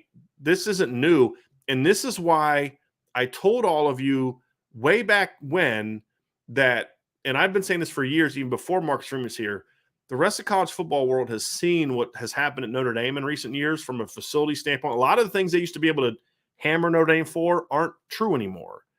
And so now it's the petty stuff like weather and talking about like the girls aren't attractive. It's like, how would you know? When have you ever been on Notre Dame's campus? You're just giving some nonsense to try to, the academics are too tough. It's all the petty stuff that Notre Dame can easily combat. Right. It's when the facilities suck and the football team hasn't been good and they don't support the program. They don't pay their coaches. When all that stuff was true, it was a little harder. That still hasn't been true for years. And you just didn't have a coach that knew how to sell it. And I told people this on this chat and on our boards especially. I've been told by coaches on staffs that have won titles in the last decade that the last thing that they wanted to see was somebody that at Notre Dame that was a strong recruiter. Relentless. And yeah, I mean, and I remember talking, it's like 2 years ago, I was having a conversation with a Division I coach. He coaches at a school. I mean, multiple playoff appearances. I mean, conference championships. I mean, just big time program. He's like, man, he goes, whenever we would hear about a kid looking at Notre Dame, we never even sweated it. Like we knew we weren't going to lose Notre Dame because there was only one position that we ever got nervous about Notre Dame. And it was offensive line when Heastan was still there. Sure. So it was a direct quote. He's like, but we don't even think about Notre Dame. And then that same person, like about a year later, was like, when Marcus Freeman got hired, he was like, uh-oh. Like, and then, of course, we've seen what he's been able to do. So, yeah. John A1, how well is the coaching staff gelling? All reports sound good, but does the staff genuinely enjoy working with each other? Will it be hard for an assistant to want to leave when they're building? Okay, so gelling, it's still a work in progress. It takes time to do that, but from all reports, things are going well. I think the defensive staff especially is working well. The offensive staff is still a work in progress, but it's coming along well. I just think that there was so much more turnover there. You know what I mean? Like where the defensive staff, O'Leary and Mickens were there, plus Freeman. And then Al Washington had a relationship with two of the coaches on the staff. He already knew Marcus Freeman. They'd worked together. He already knew Mike Mickens, right? So it was just a little easier the only outsider was Al Golden. Mm-hmm. Offensively, D'La McCullough doesn't necessarily have the connection with anybody on staff. Chancey Stuckey didn't have a connection. The only connection he had is gone in John McNulty. Jared Parker knows the head coach, but he doesn't know anyone that's on the staff. The only people that knew each other was Tommy and Coach Heastan. And so I think it's just going to take a little bit more time with that. Do they enjoy working with each other? From all reports, yes. Will it be hard for assistants to want to leave what they're building? No, I don't think at the end of the day it won't, because when they leave, they're leaving for career advancement, right? Like Al Washington's not going to leave Notre Dame, I don't believe, to go be the D-line coach somewhere else. It won't be super hard if, a big-time program wants him to be their head coach or a defensive coordinator. That's a little different deal. I mean, will it be hard? It's not easy, but it's not hard either, if that makes sense. Like it's emotionally not easy, but practically it is, because I have my goals, and if a program that I believe helps me get there is going to help me, then it's not that difficult. And I think most coaches understand that, respect it. And that's ultimately what you want. I mean, if you're Marcus Freeman and your position coaches are leaving for coordinator jobs and your coordinators are leaving for head coach jobs, that's a good thing for your program, because that means when you have openings, the next guy that wants to follow that same track is going to want to be a part of what you're doing. And, who got the best job of a Kelly assistant? It was what? Lee getting the head coaching job at Vanderbilt? Everything else is just promotions from the same, like Elko going to A&M, but that's the same position. I mean, the other guys were what? Charlie Molnar got the UMass job. Didn't Jeff Quinn get a head coaching job? But that was from Cincinnati. Oh, that's from but that was Buffalo, yeah, right? You got Chuck Martin got the Miami of Ohio job. Right. I mean, I can't. Archie Denson got the Charleston Southern job, head coaching job, and then Clark Lee got the Vandy. It's the worst job in the SEC. So it's not exactly like, hey, if you're a coordinator, come to Notre Dame and you're going to become a big-time head coach. That's just not the path that it's been. So if that were to happen under Marcus Freeman, it would certainly be impactful, in my opinion. Yep. Jason Saxon says, I see that Alsberry is now trending to Notre Dame on 2 sites. I just want to remind people that we have been saying this for a while. This should not be a new thing. This is people this is people catching up to what we've been telling you all for a while about how this one was trending. Big Jim. Well, we showed that one earlier. 99 problems with BK1. I didn't see the first one. I'll go try to find the first one. But he says, how is Notre Dame going to manage 85 scholarship limit? It seems like Notre Dame could hit up to 30 commits in 2013, 2023, 15 now, and 15 more that are realistic to some extent. I think the only way, Ryan, that they get to that number is if they literally land every single kid that they want. And as good as this coaching staff has been, that's not realistic. That Ohio State's never done that. Bama's never done that. Georgia's never done that. Clemson's never. You never get every single kid that you want. So they're going to miss out on somebody. It's just, so I still think 27 is probably the max. Yeah. If the right kid, like if they're 27 and Caleb Downs decides on signing day that I want to come to Notre Dame, they're going to go to 28 and figure it out, right? Like, but I think 25 to 27 is more of a realistic number. And then like he says that, part two, including possible targets, staff won't turn down ever like Caleb Downs. I just don't see them getting to 30 because I think that would be a little too much to have to handle, in my opinion. That's a little much, Ryan. I'm trying to do the math. I did something yesterday where I looked at the numbers and I did it again. Like you're going to have to lose you're going to have to lose a couple kids you don't necessarily want to lose to get to 27. You'd really have to lose some guys from your current roster to get to 2000 to get to 30. And then you run the risk of, did you deplete your current roster too much to where you're now too young of a team? Sure. That would be the issue. No, So. that is roster management 101, I guess, at that point. That is, or not even 101. That's like an advanced roster management situation, right? So, right. Yeah, I mean, like you said before, we talked about it, right? It's law of averages. You're not going to bat 1,000, but so yeah. I think we've talked about it. I think 27 is a number that you can work with. So I agree with you on that. With you, Chess, with a super chat. Thank you. He says, regarding the scholarship limit from NCAA bylaw, a kid is counted when he both enters the fall or spring term and receives the first dollar in institutional financial aid. So basically the first day of class. That's what I thought it was. I just wasn't sure if that had been modified for schools that start the semester after the football season starts. I wasn't sure if there was because I had heard at one point in time, that was the rule. This is the rule that I said that I thought it always was. But then, like I said, some schools start much later. And so it's just it's an interesting dynamic. That is for sure. Is it bad? I'm now interested in watching LSU post-game BK interviews when they go 7-5 or 8-4. His spin is going to be at an all-time high because if Notre Dame is a playoff team, his crutch might not hold. I'm going to watch every single one.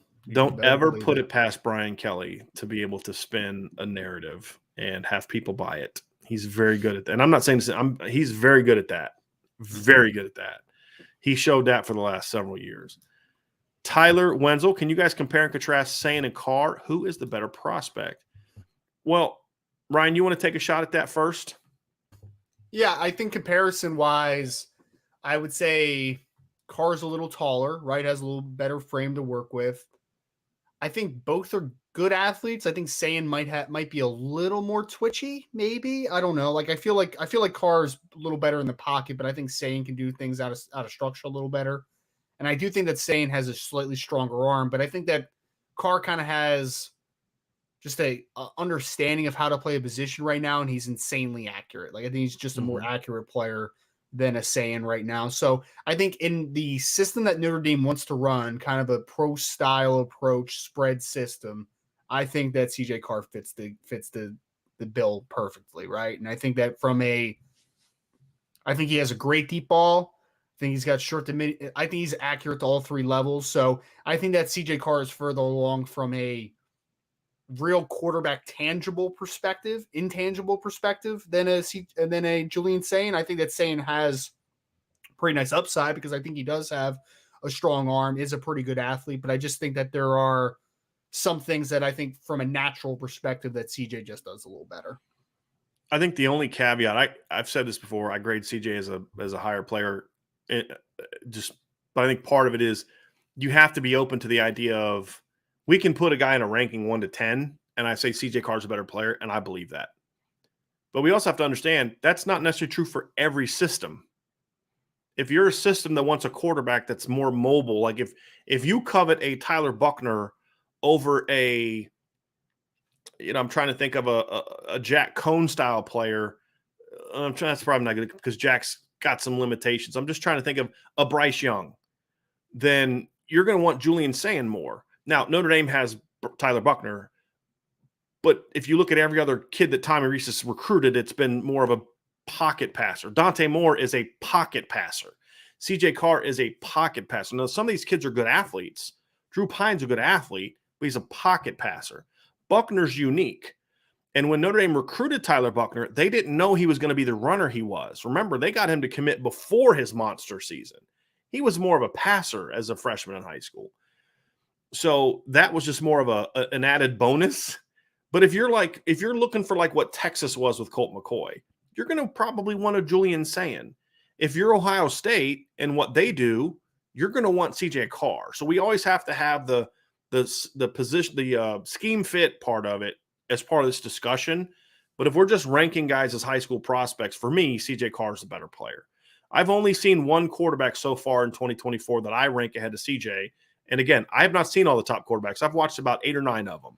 The only one that I had ranked higher than him from an upside standpoint and a current ability standpoint is the Raiola kid going to Ohio State. That's the only one I ever have ranked out of CJ Carr. He's really good because he has so much better. He's got the better physical gifts. He's got a big arm. He can move, but just that arm talent. And it's not just arm strength, but it's arm talent.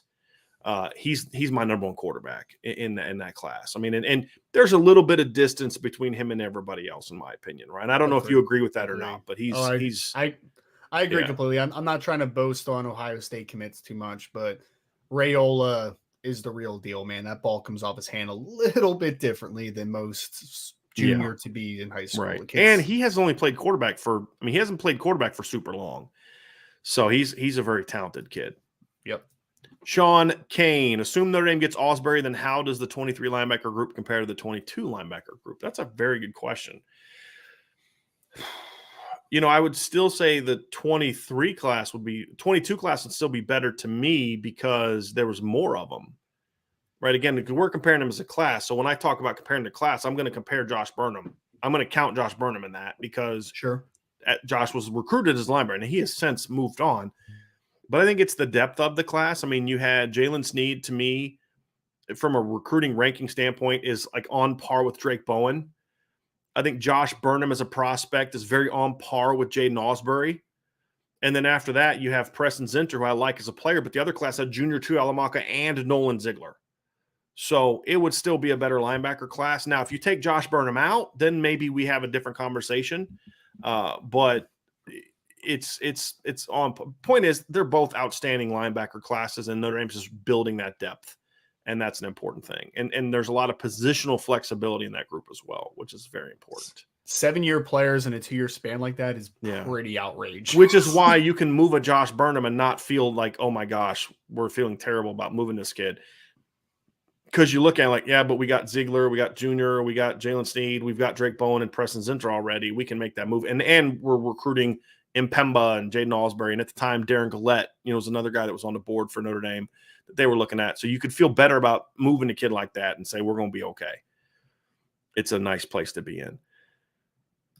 James Ingalls says, I know we have Lamar on deck, but what about Young or Love? Young, we've talked about, great player. Love, I'm going to hold off on this, James. I wanted to bring it up because I don't want you to think we're ducking your question. We're going to talk more about Jeremiah Love on probably a Thursday show because we're going to have a preview of this weekend's visitors, and Jeremiah Love will be on campus this weekend. So that gives Ryan some time to kind of do some calls and try to get, a feel for where everybody is going to this weekend. I'll talk to my sources and feel how things went, and then we'll talk more, but we'll have much. But look, I do know that Notre Dame would like to take another back in this class. They're not going to force the issue. Like if they missed out on Love and Young, they're not going to go look for another back unless it's another, like a dude. But those are the two guys that they want in that class.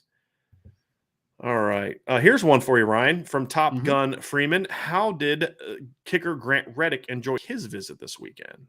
Oh, thank you so much for asking. I actually have a Grant Reddick update here. So I've reached out to Grant last night. He got back to me. A couple of the quotes from Grant.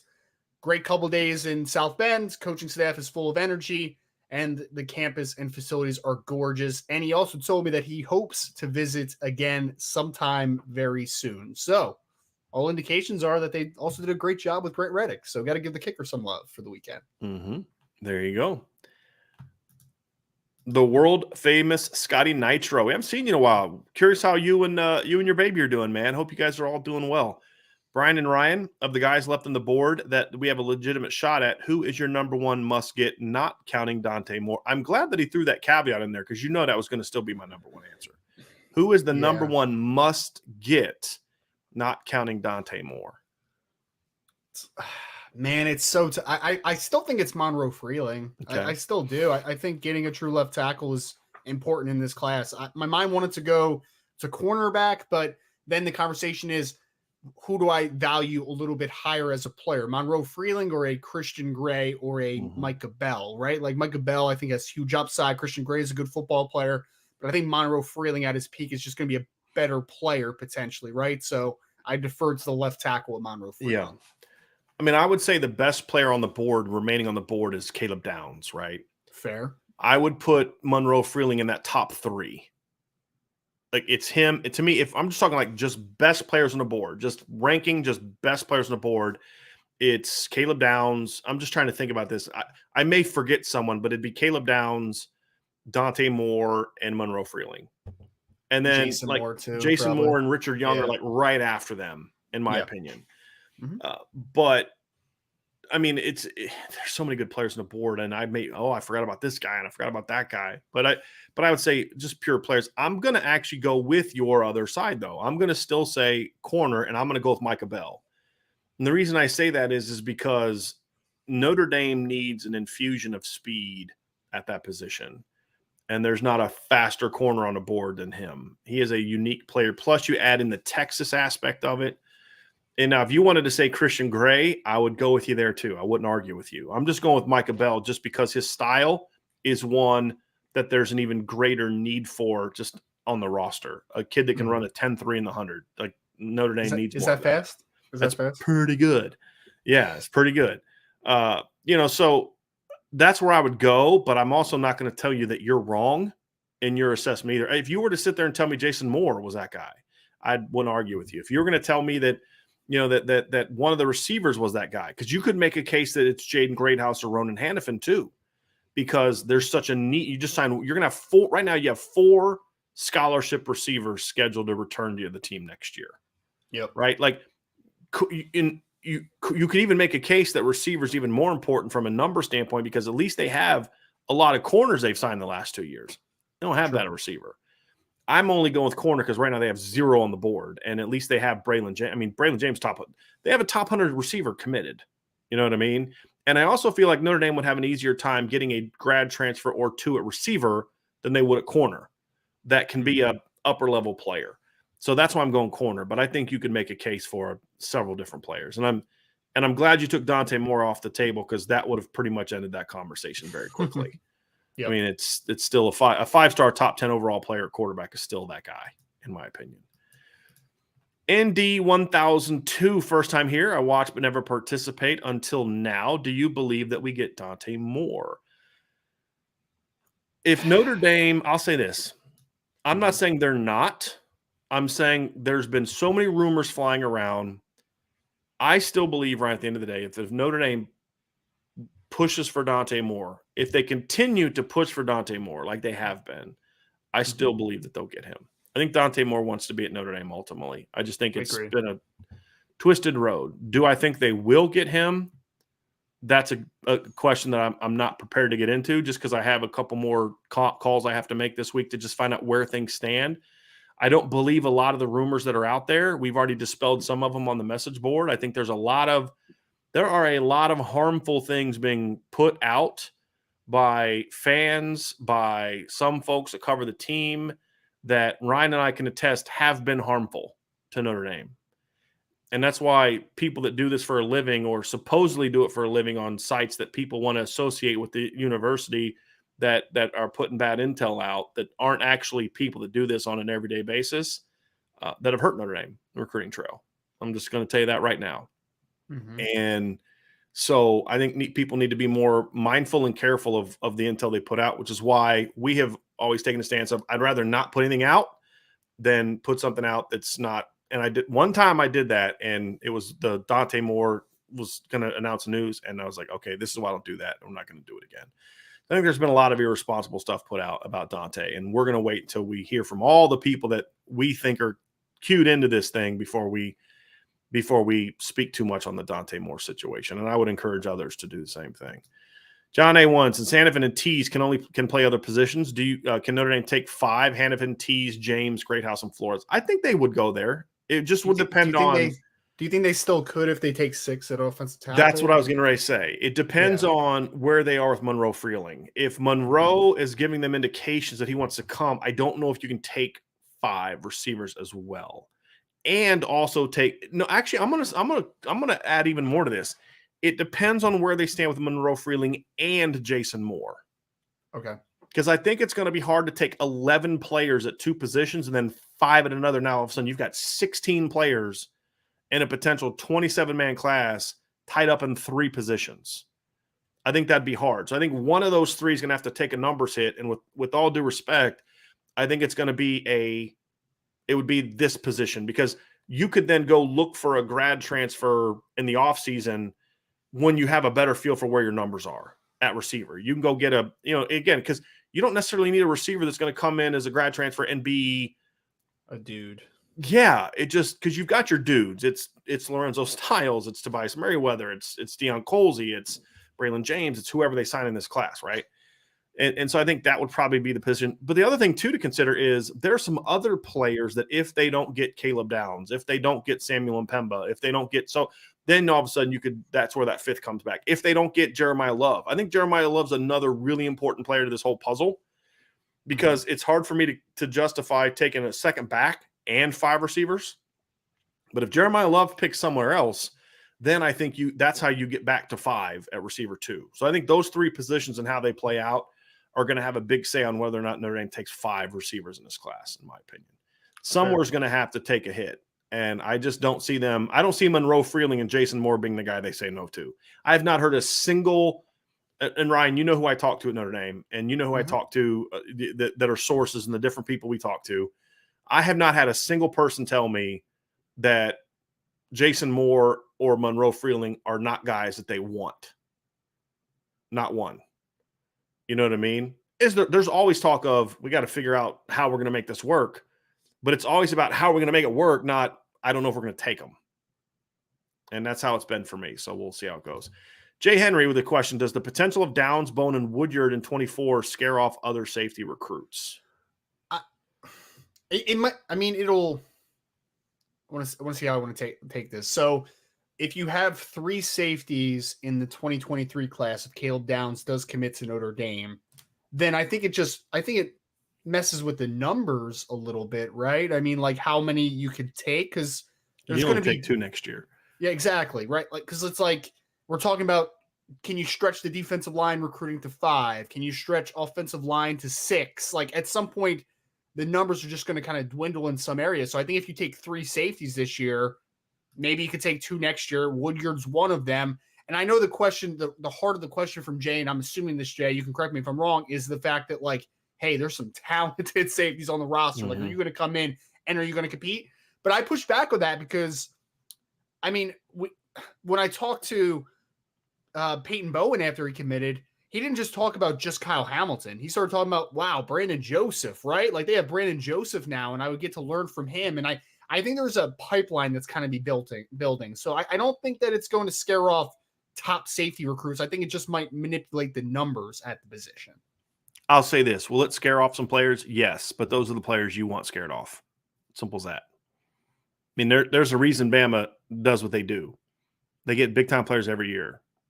And it's because big-time players – and here's the difference between Bama and some of the other programs that are constantly recruiting high level.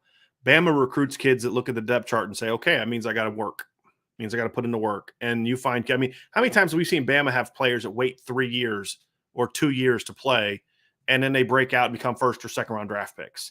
Because they understand you're a part of something. That competition, that waiting period is going to make you a better player because you can't go to the NFL for 3 years anyway. It'd be different in basketball where, look, if you're an elite top 10 basketball player, I don't know if you want to go somewhere where you're not going to be one of the guys because that may, because you can leave in a year if you go somewhere and be the guy. Football's a different animal. And any kid that's going to be scared off by that, it's like, okay, good. Now I know. Now I know that you're not a true ultimate competitor, that you don't really truly want to be around the best every single day because you're worried about the depth chart. And it doesn't mean kids don't make good depth chart decisions, but if it's a being scared off, then no. Like, I'm not talking about a kid says, I'm going to look at the depth chart and say, okay, does this make sense for me? That's a different deal than someone who's going to say, well, I don't want to compete with those. They have too many good players. I don't want to compete with that. It's not a guy you're going to win with anyway, and I'm glad to know that guy. is scared off. Whoever that fictitious player would be. Lance Rivers, do we need to be concerned about Boubacar Traore visiting Boston College? I'm not concerned about it. Yeah, no. Especially after his message last night where he's taking an official to Notre Dame and he called it home, right? Like getting back home. So no, I'm not concerned over it either. I think Boston College screwed themselves over a little bit too. I'm gonna be honest with you. Okay. So it's funny. I got a text message on a couple days ago from somebody that told me that Boubacar was taking an unofficial to Boston College this weekend. And what y'all have to understand is a lot of these Massachusetts kids, especially the kids from the big time programs in Massachusetts, they will do things that will say, hey, look, can you mention this? I had a kid one time say, could you mention BC? And then it's this article that you're doing. It's like, well, is BC a legitimate contender? No, I want to give them some love. And I really respect what they're doing there with Coach Hanifan and all that. So cool, I got that. So you do things to kind of, hey, look, can you just go there and help out? And they'll do a solid to that. I've had people confirm this to me. And I think that's what was going on with Boubacar. Because if he really wanted to be at BC, why would he have decommitted in the first place? But my other counter to that is, so then it was first reported that it was an official. And then Boubacar came back and said, I enjoyed my unofficial visit to Boston College. And he put a capital U on unofficial. And then multiple BC people came back and said, we have confirmed with people at Boston College that this was an official visit. I'm like, you're done. You have no chance now. Because what you're doing is that's gamesmanship. Because they know that Notre Dame's been very public with the notion of if you're an official visitor, we're going to drop you. That's the perception. Now, we've clarified that that's not the case. It's not dropping you. It's that your spot's not guaranteed anymore if you are taking official visits. I think they were kind of trying to play a game of chicken with Boubacar and with Notre Dame, and they're going to lose that one, in my opinion. So I think the fact that they doubled down and had these people pointing out that it was true, because like right after I saw a bunch of those texts go out about I've confirmed this was an official, like it was like right after that Boubacar came out with his Notre Dame official visit tweet. And he had home all capitalized, the H all capitalized. So any chance I think they had to flip them, I think they might have burned that bridge a little bit this weekend. I think we just kind of need to move past this a little bit because, like, I understand the initial reaction to it, right? Because it's like, oh, someone's taking a visit. Like, I get it. Trust me. I'm not, I get it out there, everyone. But at the end of the day, and this is no disrespect to Boston College, if you're worried about a player taking a visit to Boston College and them flipping you from Notre Dame that you are committed from, I think there's a little bit of a problem there, right? It's not like he's going to visit Alabama this weekend or Ohio State or Georgia or a team that you should legitimately give you worry. I don't think that you should be worried about him visiting Boston College. All due respect to Boston. The only way he flips to Boston College is if he's told you don't have a spot here anymore. Right. And Notre Dame has been prepared. Notre Dame knew when they took Boubacar and Devin Houston that they were still going to take Jason Moore and that they led for Jason Moore. So this isn't a numbers issue. It's not like he's being kind of forced. That's somebody else. Is he being kind of nudged out? No. And this is why I would just say, don't jump into that rumor mill until if we say, I promise you, we'll let you know. If there's a legitimate reason to be concerned, we'll let you know. I promise you. We'll let you know. Let's get back to some more questions here. James Ingalls, imagine Jason Moore and Keon Keeley together on the field with Jayden Alsberry and Jalen Sneed. It's crazy. Imagine Jason Moore, Keon Keeley, Jayden Asbury, Jalen Sneed, Nolan Ziegler.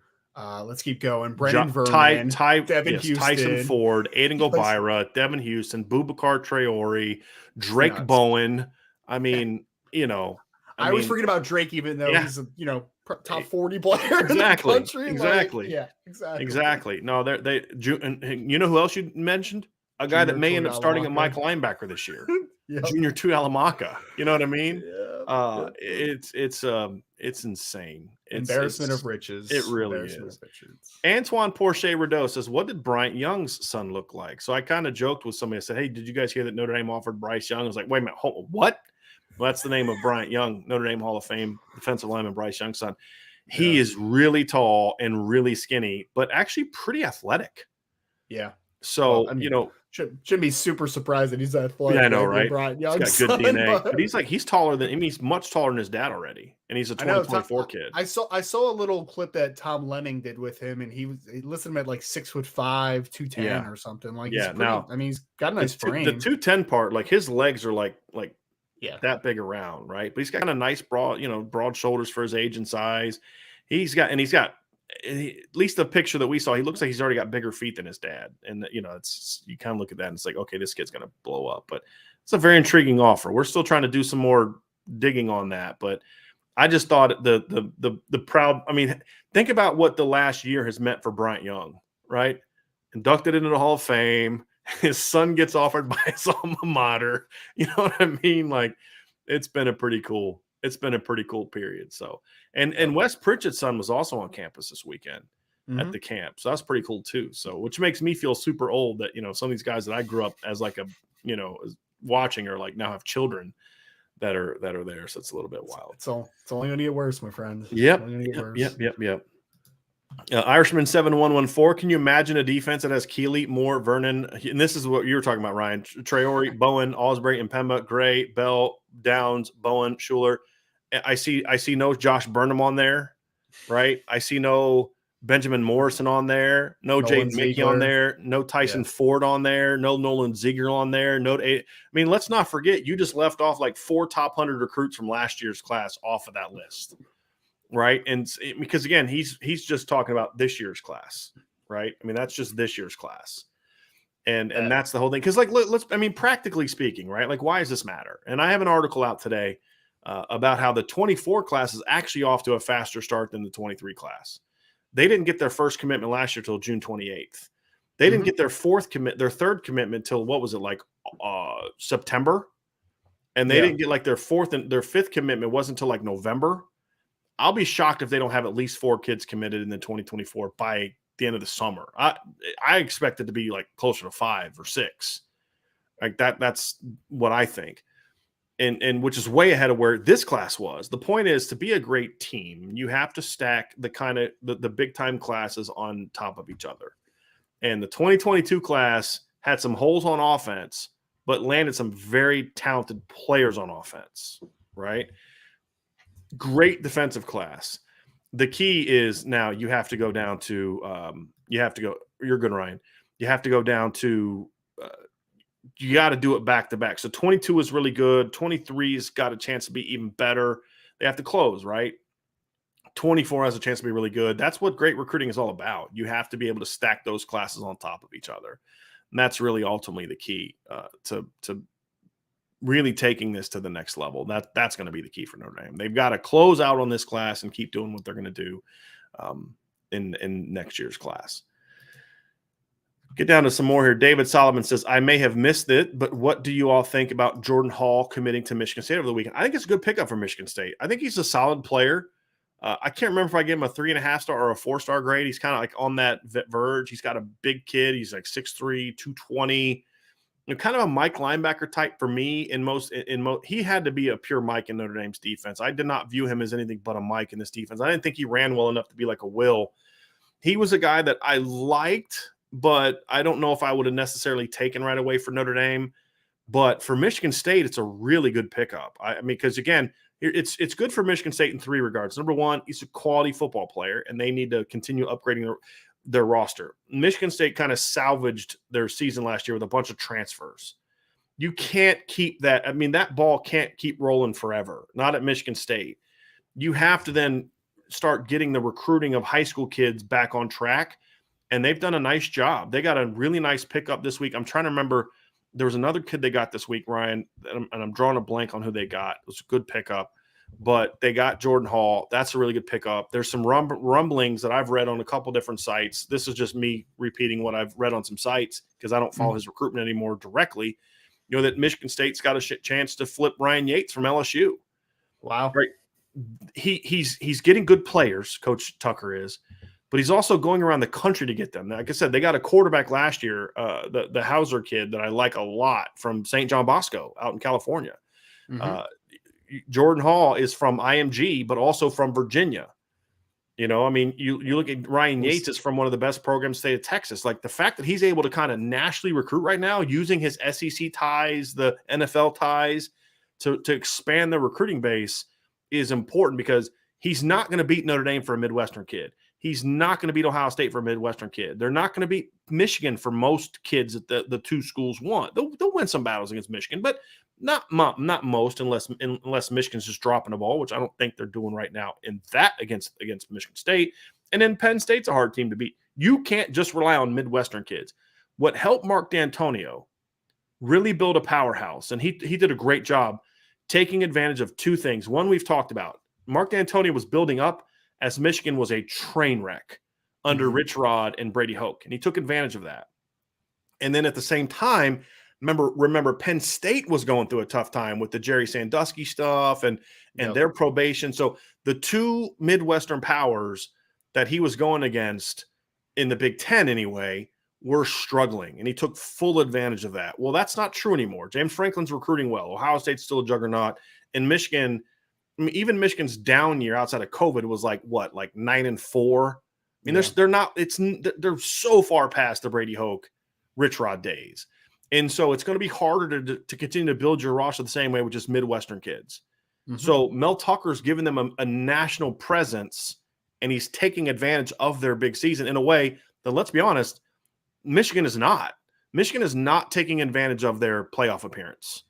And we've talked about why, but Mel Tucker is. And for me, getting a kid from IMG, just from a perception standpoint, a 4-star linebacker from IMG is it's gonna raise some wow. Caleb Presley was on campus this weekend for an official visit from Washington. Saw that. That's a really good football player, and he's talked about coming back. So they're doing a really nice job. Really nice job. It looks like last week they had commitments from Demetrius Bell, who is a athlete out of Tennessee, and Chance Rucker, who is a corner out of Texas. So to your point of national recruiting. Yep. And you look at they signed several players from Georgia in last year's class. So yeah, they're going all over the place. It's getting a little bit wild. Savage Science Fitness. Hey, Brian, do you think the new energy Marcus Freeman has brought has bled over to other sports teams?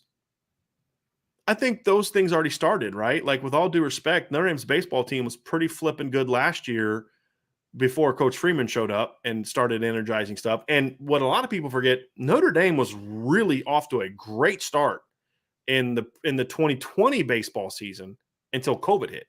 They were 11-2. They had just swept. I think it was North Carolina was ranked. It just swept North Carolina. They were off to a great start then too. So Link Jarrett's actually had really good teams all 3 years. It's just the first year got canceled because of COVID. So I think the excitement about the baseball team kind of started already, right? Do I think that the energy that Marcus Freeman brings to the table is bleeding into campus? It is absolutely affecting the campus as a whole. Ryan, you and I were at the spring game. We saw it. We felt it, right? I mean, you saw other sports teams there, alums, all this stuff. He's contributing energy, but I don't think it's necessarily impacting other sports teams because I think that success already started. And this goes back to what I said earlier. A lot of the coaches for some of these teams, like baseball, is also sort of a newish coach that's finally getting his program where he wants it to be, having the success he's capable of, and that's creating the energy too. Because Notre Dame fans will support winners in most sports, right? I mean, that's just the reality of it. And people who haven't paid attention to the baseball team all year are now super fired up about the baseball team because College World Series. What that's going to do is some of those people that are new on board are now going to continue following the baseball team more. And that's how you really grow your program. But I think the number one responsibility goes to the coaches that are building those programs up. I mean, that's in baseball specifically. Yes, Marcus Freeman's helping the energy. You had Notre Dame football players driving down to Knoxville to be there in person, which I thought was cool. They're going to be out in Omaha and stuff like that. But they're there because of the product that Link Jarrett's built. Right. That's the key. Because they're not down there if Notre Dame's not good because Notre Dame's season doesn't be over already. Exactly. Brian Haberstroh, where do we stand with Jaden Greathouse? Why don't you take that one, Ryan? Yeah, I mean, he's coming in next weekend. It's everything we feel very good about where it is right now. We call Notre Dame the leader for Jaden Greathouse as it stands. It's about closing now for Notre Dame. That's all they have left at this point. I saw this response. Speaking of Jaden Greathouse, I thought it was perfect to bring it up. Salty Virginia Peanut says, Oh, I saw Ryan this one. Yates won't ever come to Notre Dame. Won't come to Notre Dame. He doesn't want to ever see Jaden Greathouse again, especially not for 5 practices a week. Heavy on competition. He's still in therapy. That's messed up. That is really messed up. Ryan Yates is such a nice kid too. That's so He messed is. up. But Jaden Greathouse did some serious damage to him in the postseason. Anthony Solomon with the super chat. This is for Brian's Mountain Dew Fund. Thanks for the content. No, thank you for your contribution to my Notre Dame, my Mountain Dew Fund. I appreciate that. Sean S. with the super chat. May have missed it. New musings on Richard Young. Nothing that we haven't already talked about. He's supposed to be on campus the next 3 days. We won't really have anything new on him until the visit's over. I mean, he's never been to Notre Dame before. This is all going to be new. Notre Dame was kind of late getting into the top list for him. We won't really know anything until he gets through the visit. And I don't even know if it's officially started or not yet. I don't know if he flew in last night like some other kids, if he flew in today. We'll try to get some more in tow. We've kind of been a little busy the last couple hours doing this. I'm kidding with you, Sean. But honestly, there won't be anything worthwhile coming out until the visit's over, to be honest with you. Alan Watson with a super chat. Thank you, Alan. Good problem coming with these better players, and that's the early exit of some players. Just don't hope it doesn't affect our graduation rate too much. Well, see, that's the thing, though, Alan, is because kids are enrolling earlier at such a greater rate, because summer school has become much a more prominent thing where it didn't used to be, most of these players are graduating in 3 years. The vast majority of players are graduating in 3 years, especially the early enrollees. So it's not really impacting their graduation rate. Lawrence Keys graduated from Notre Dame. Micah Jones graduated from Notre Dame. So you're seeing a lot of those kids still graduate, and those are the guys that are leaving. It's not like you're forcing a freshman out. It's guys leaving after their 3rd year. Shane Simon, who transferred, graduated from Notre Dame. So a lot of these kids that have graduated, Sebo Flemister's graduated from Notre Dame. A lot of these kids that are leaving the program now are guys that graduated. And so, yeah. And I think the other thing is some of the early exits going to be guys going to the NFL too. Like, let's not act like that's not going to be a thing too. If Notre Dame's really good this year, you're going to see that. I think a lot of movement, honestly, Brian, is going to be by kids that have gotten their degree already, right? Like the grad transfer route, I think, because I mean, why did you come to Notre Dame? It's because you valued that degree and that education, right? Like, I don't think that's. You're not going to leave when you're like a semester away from graduating from Notre Dame. You're just exactly. You saw that with Lawrence Keys. He could have left in the winter, but he decided to stay and finish up getting his degree, and that was important to him. Yep. And you're going to see more of that. Now, it doesn't mean there won't be. I mean, we saw it last year. Kendall Labrador, Rahman, Jordan Johnson. Sure. Some kids are going to transfer, but that's kind of always been the case. It's always been there. Savage Science Fitness. Hey, Brian, you think maybe some recruits will reconsider coming to Notre Dame after our baseball team handed Tennessee a huge L yesterday? That's not going to have any impact on football recruits. Yeah, I don't think so either. Yep. Like it's cool. Like Notre Dame's current commits are going to be like, oh, that's really cool. Like, love the energy. But like Cardinal Tate's not going to watch what happened yesterday. Like, maybe I should give Notre Dame a second look because it just has nothing to do with it. Absolutely nothing to do with it. It's still a cool story, but it's not going to impact recruiting. I'm sure Drake Bowen was really pumped up, though. We talked about that yesterday. But hey, look, but there's some two-way players that are going to come along that Notre Dame being good at baseball is going to have an impact on, right? For sure. I mean, there's no doubt about that. Those are just not many. So yeah, if there's another baseball player out there like Drake Bowen, sure, it could have an impact there, but not other kids. Zacho, any insight on the little brothers, Eli Bowen and Jay-Sean Lamar? So Jay-Sean Lamar, I know when I talked to the head coach out there at Lake Stevens, he told me that, I mean, Jayden's younger brother's a dude as well, apparently. I think Jayden had 23 rushing touchdowns, and his brother that was only a freshman last year had 14. So he is going to be a guy that's going to be monitored, obviously. Way too early to tell on that front. I think Eli Bowen is a really interesting player. He's in the 2024 class, a little bit of a smaller corner, right around 5'9". Really talented kid, though, as far as his understanding of the game, quick twitch. I think he's a fan of Notre Dame. I think the fact that his brother now seems even more, very solid in his commitment to Notre Dame is going to help a ton. I know that they're close in their relationship as brothers, so we'll see what happens. But I know that Notre Dame likes Eli. Again, a little bit of a smaller corner, but he's a good football player, and I know that he is very receptive to Notre Dame. Got a super sticker from Let Manager One. Thank you very, very, very much for that. Appreciate that very much. Craig Sebring says, "How many with a super chat? Thank you, Craig. How many receivers do we need in this class? I think the need is 4. Ryan, would you? Yep, agree. The need Put is them up 4. there. Yep, the need is 4. Agree with you completely. Cole Barker, thank you, Cole. Love the show, guys, and especially the message board. Do you feel we will get a couple public commits before July? I don't know about a couple. I think they'll get one. Well, 23. I think they'll get a couple commits if we include 2024. I think by the end of June, there's a good chance they'll get at least 2 public commitments if we include both classes. But 23 alone, I don't think they'll get more than 1. Yeah, I think for 2023, I think July is going to be a little bit of a bigger month than June from an announcement perspective. But I agree. If you couple 2024 kids, you could have a chance to get the 2 Let's just say hypothetically that Christian Gray and Rico Flores committed this weekend in Notre Dame. Right. They're still going to commit in July. They're still going to go public in July. Let's say Micah Bell comes on campus this upcoming weekend and Notre Dame blows it away and I'm going to Notre Dame. Why does he need to? He's 2 weeks away from his scheduled commitment date. Why would he need to change that? Right. Right. All the staff cares about, you let us know you're coming and then you take the steps that you need to take to coming. Right. There's other kids that have July, that will probably set up some July visits. So commitments, So I think it wouldn't shock me if they get 2 kids. I just don't know who those would be because so many of those kids have either said, I'm not committing now, or others have scheduled commitments coming up soon that, like you mentioned earlier, and the reason I brought up Rico Flores, because you mentioned there's a reason he's committing July 4th, and it's not because CBS Sports told me to. There's a fan, there's a deep personal reason to him. And if Notre Dame tried to get him to change that, you're going to end up hurting your recruitment with him. Sure. And so that's why we're, because you said public commitments, and I like that he said that, public commitments. So yes, do I feel to get a couple public commits before July? If we include 2024, that makes me more confident saying yes. If it's just 2023, I think there's only one for sure that I feel really confident about that he's going to go public in June. And even there, it's not been told to me that he will. It's more of I'm trying to read the tea leaves and thinking feeling. Right.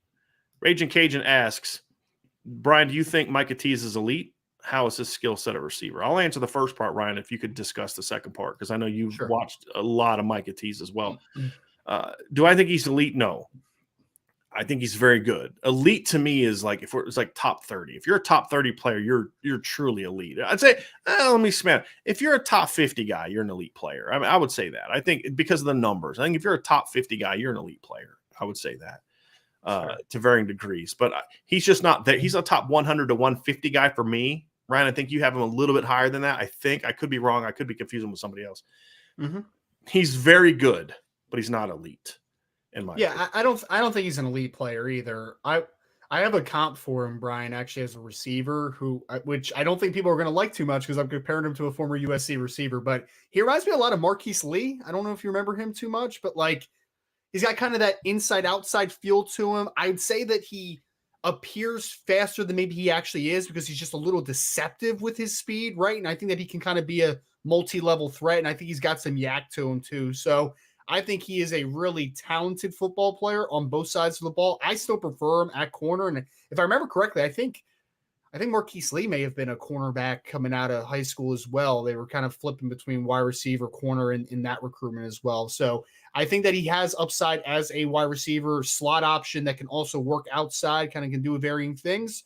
And I think that he's a really smooth, explosive football player. Jake Piper, pool of players hasn't grown as far as academically qualified for Notre Dame. The bet has been casted out further to get better, more talented players. This is a reflection of on Freeman and company. And Ryan, I mean, I think this is an absolutely spot on comment. Mm-hmm. This isn't like wow, it's a weird year where there happens to be a lot of really highly ranked guys. You know who else was fully qualified to come to Notre Dame? Not even close. Reggie Bush. You know what I mean? I could go down the list of players and say these guys were all academically. Most of the starters for Clemson in 2018 were academically qualified. AJ Terrell could have got into Notre Dame. They screwed that recruitment up. Brian Van Gorder screwed that recruitment up, right? Trayvon Mullen was actually academically qualified to get into Notre Dame.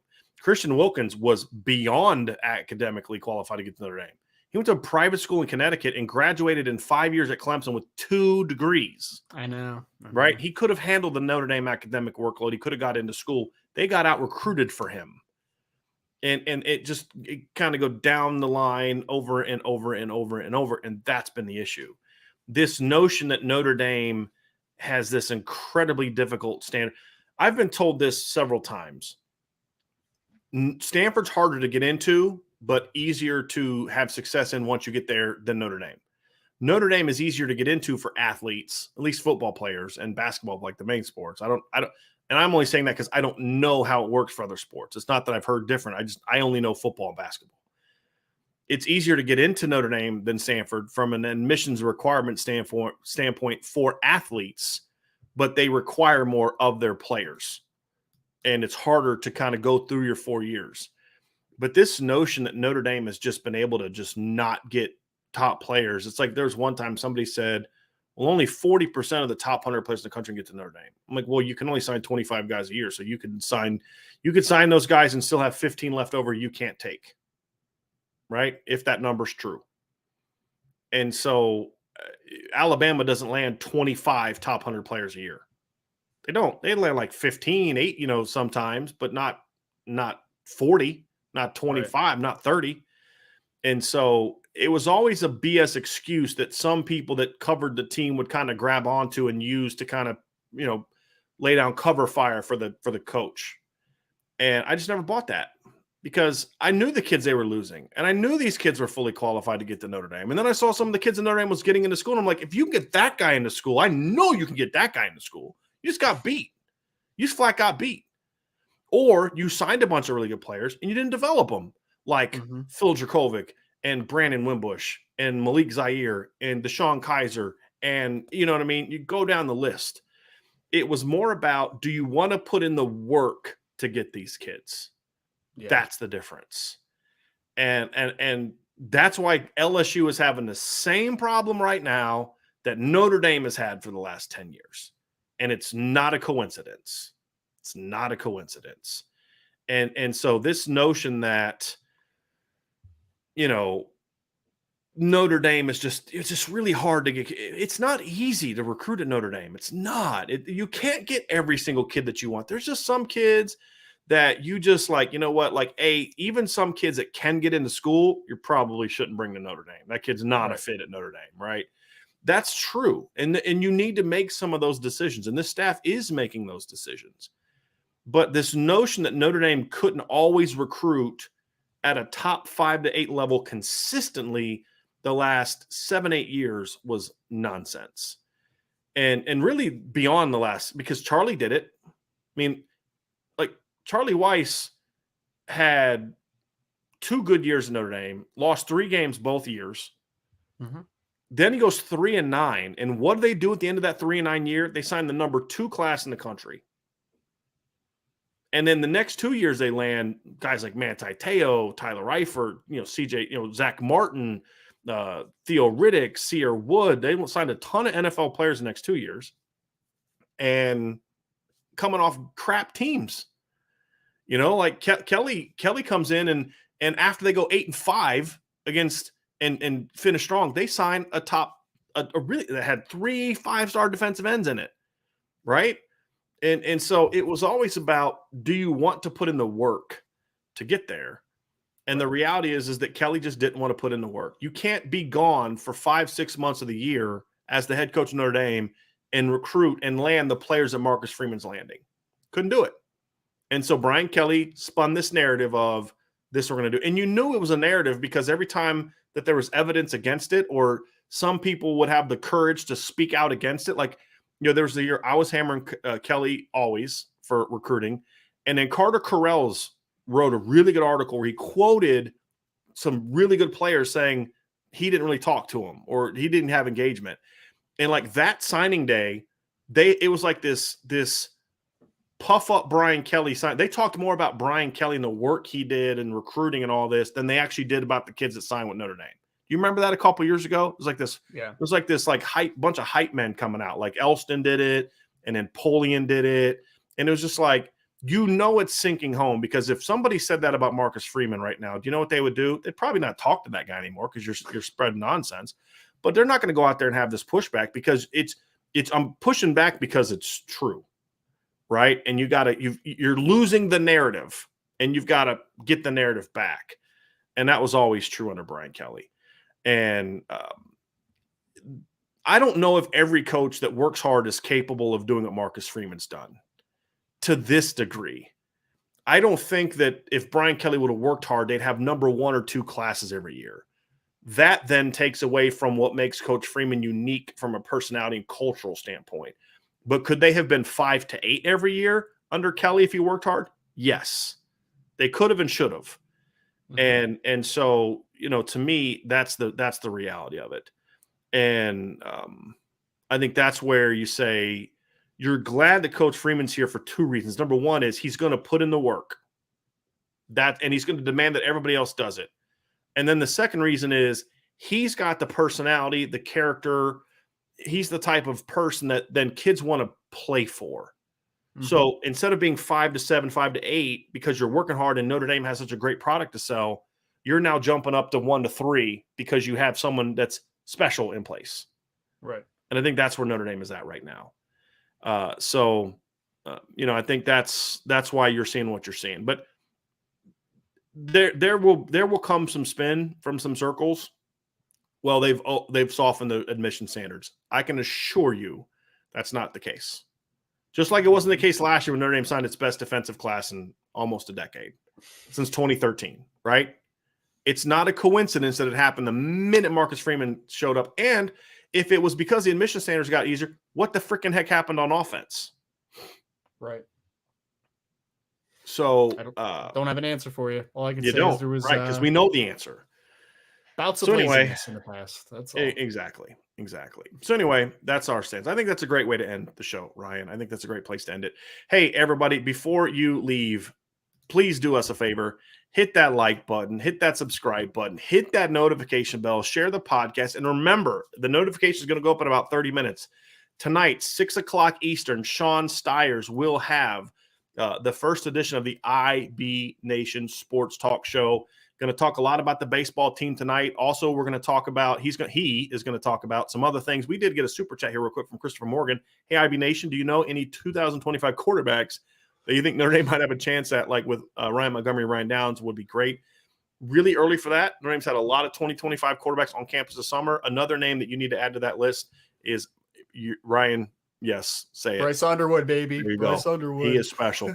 I know Michigan's in a good early place with him. Notre Dame's going to recruit him as well. But it's way too early for that, Chris. Thank you for the super chat, though. But I'll say this.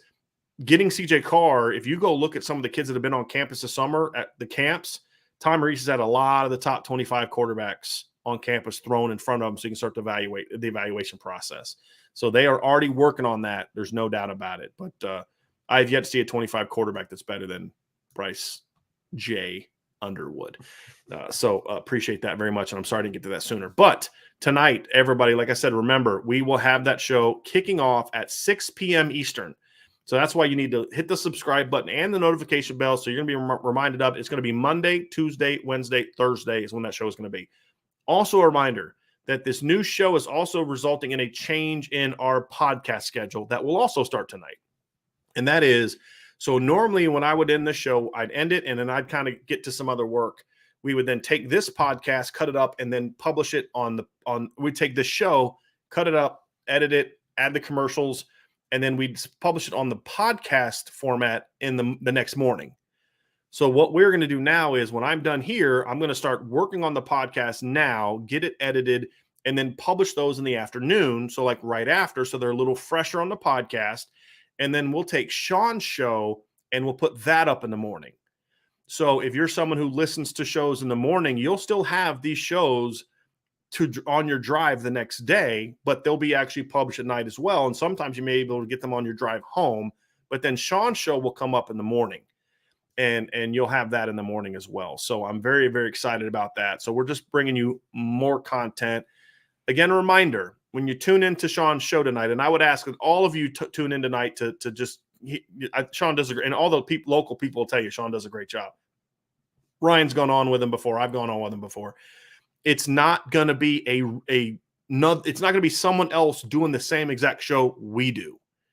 It's going to be a different feel, different format. It's going to take a different angle. There's not going to be a Q&A afterwards.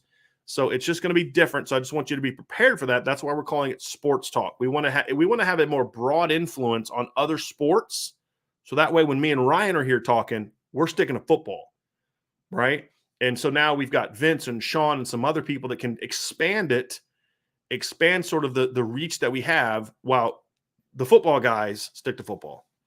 So definitely check that out tonight. It's going to be great. I cannot wait to hear it. I will definitely be tuning in. I know Ryan will be tuning in. I'm really looking forward to seeing what he does because he did a great job on the radio, and I'm so excited he's part of our team. So tonight, 6 o'clock Eastern p.m., Sean Stiers on the IB Nation Sports Talk Show. So everybody, for Ryan, I'm Brian. Have a great rest of your day. Mace AK is spot on. IB Nation keeps getting better. I agree. Have a great day, everybody. Hopefully you'll see a couple of y'all in about 2.5 hours for Sean's show. And then after that, we'll see you again tomorrow, 1 o'clock. We're going to have some team topics that we will get into. And it's going to be a great week. So I appreciate y'all being a part of the Irish Breakdown podcast.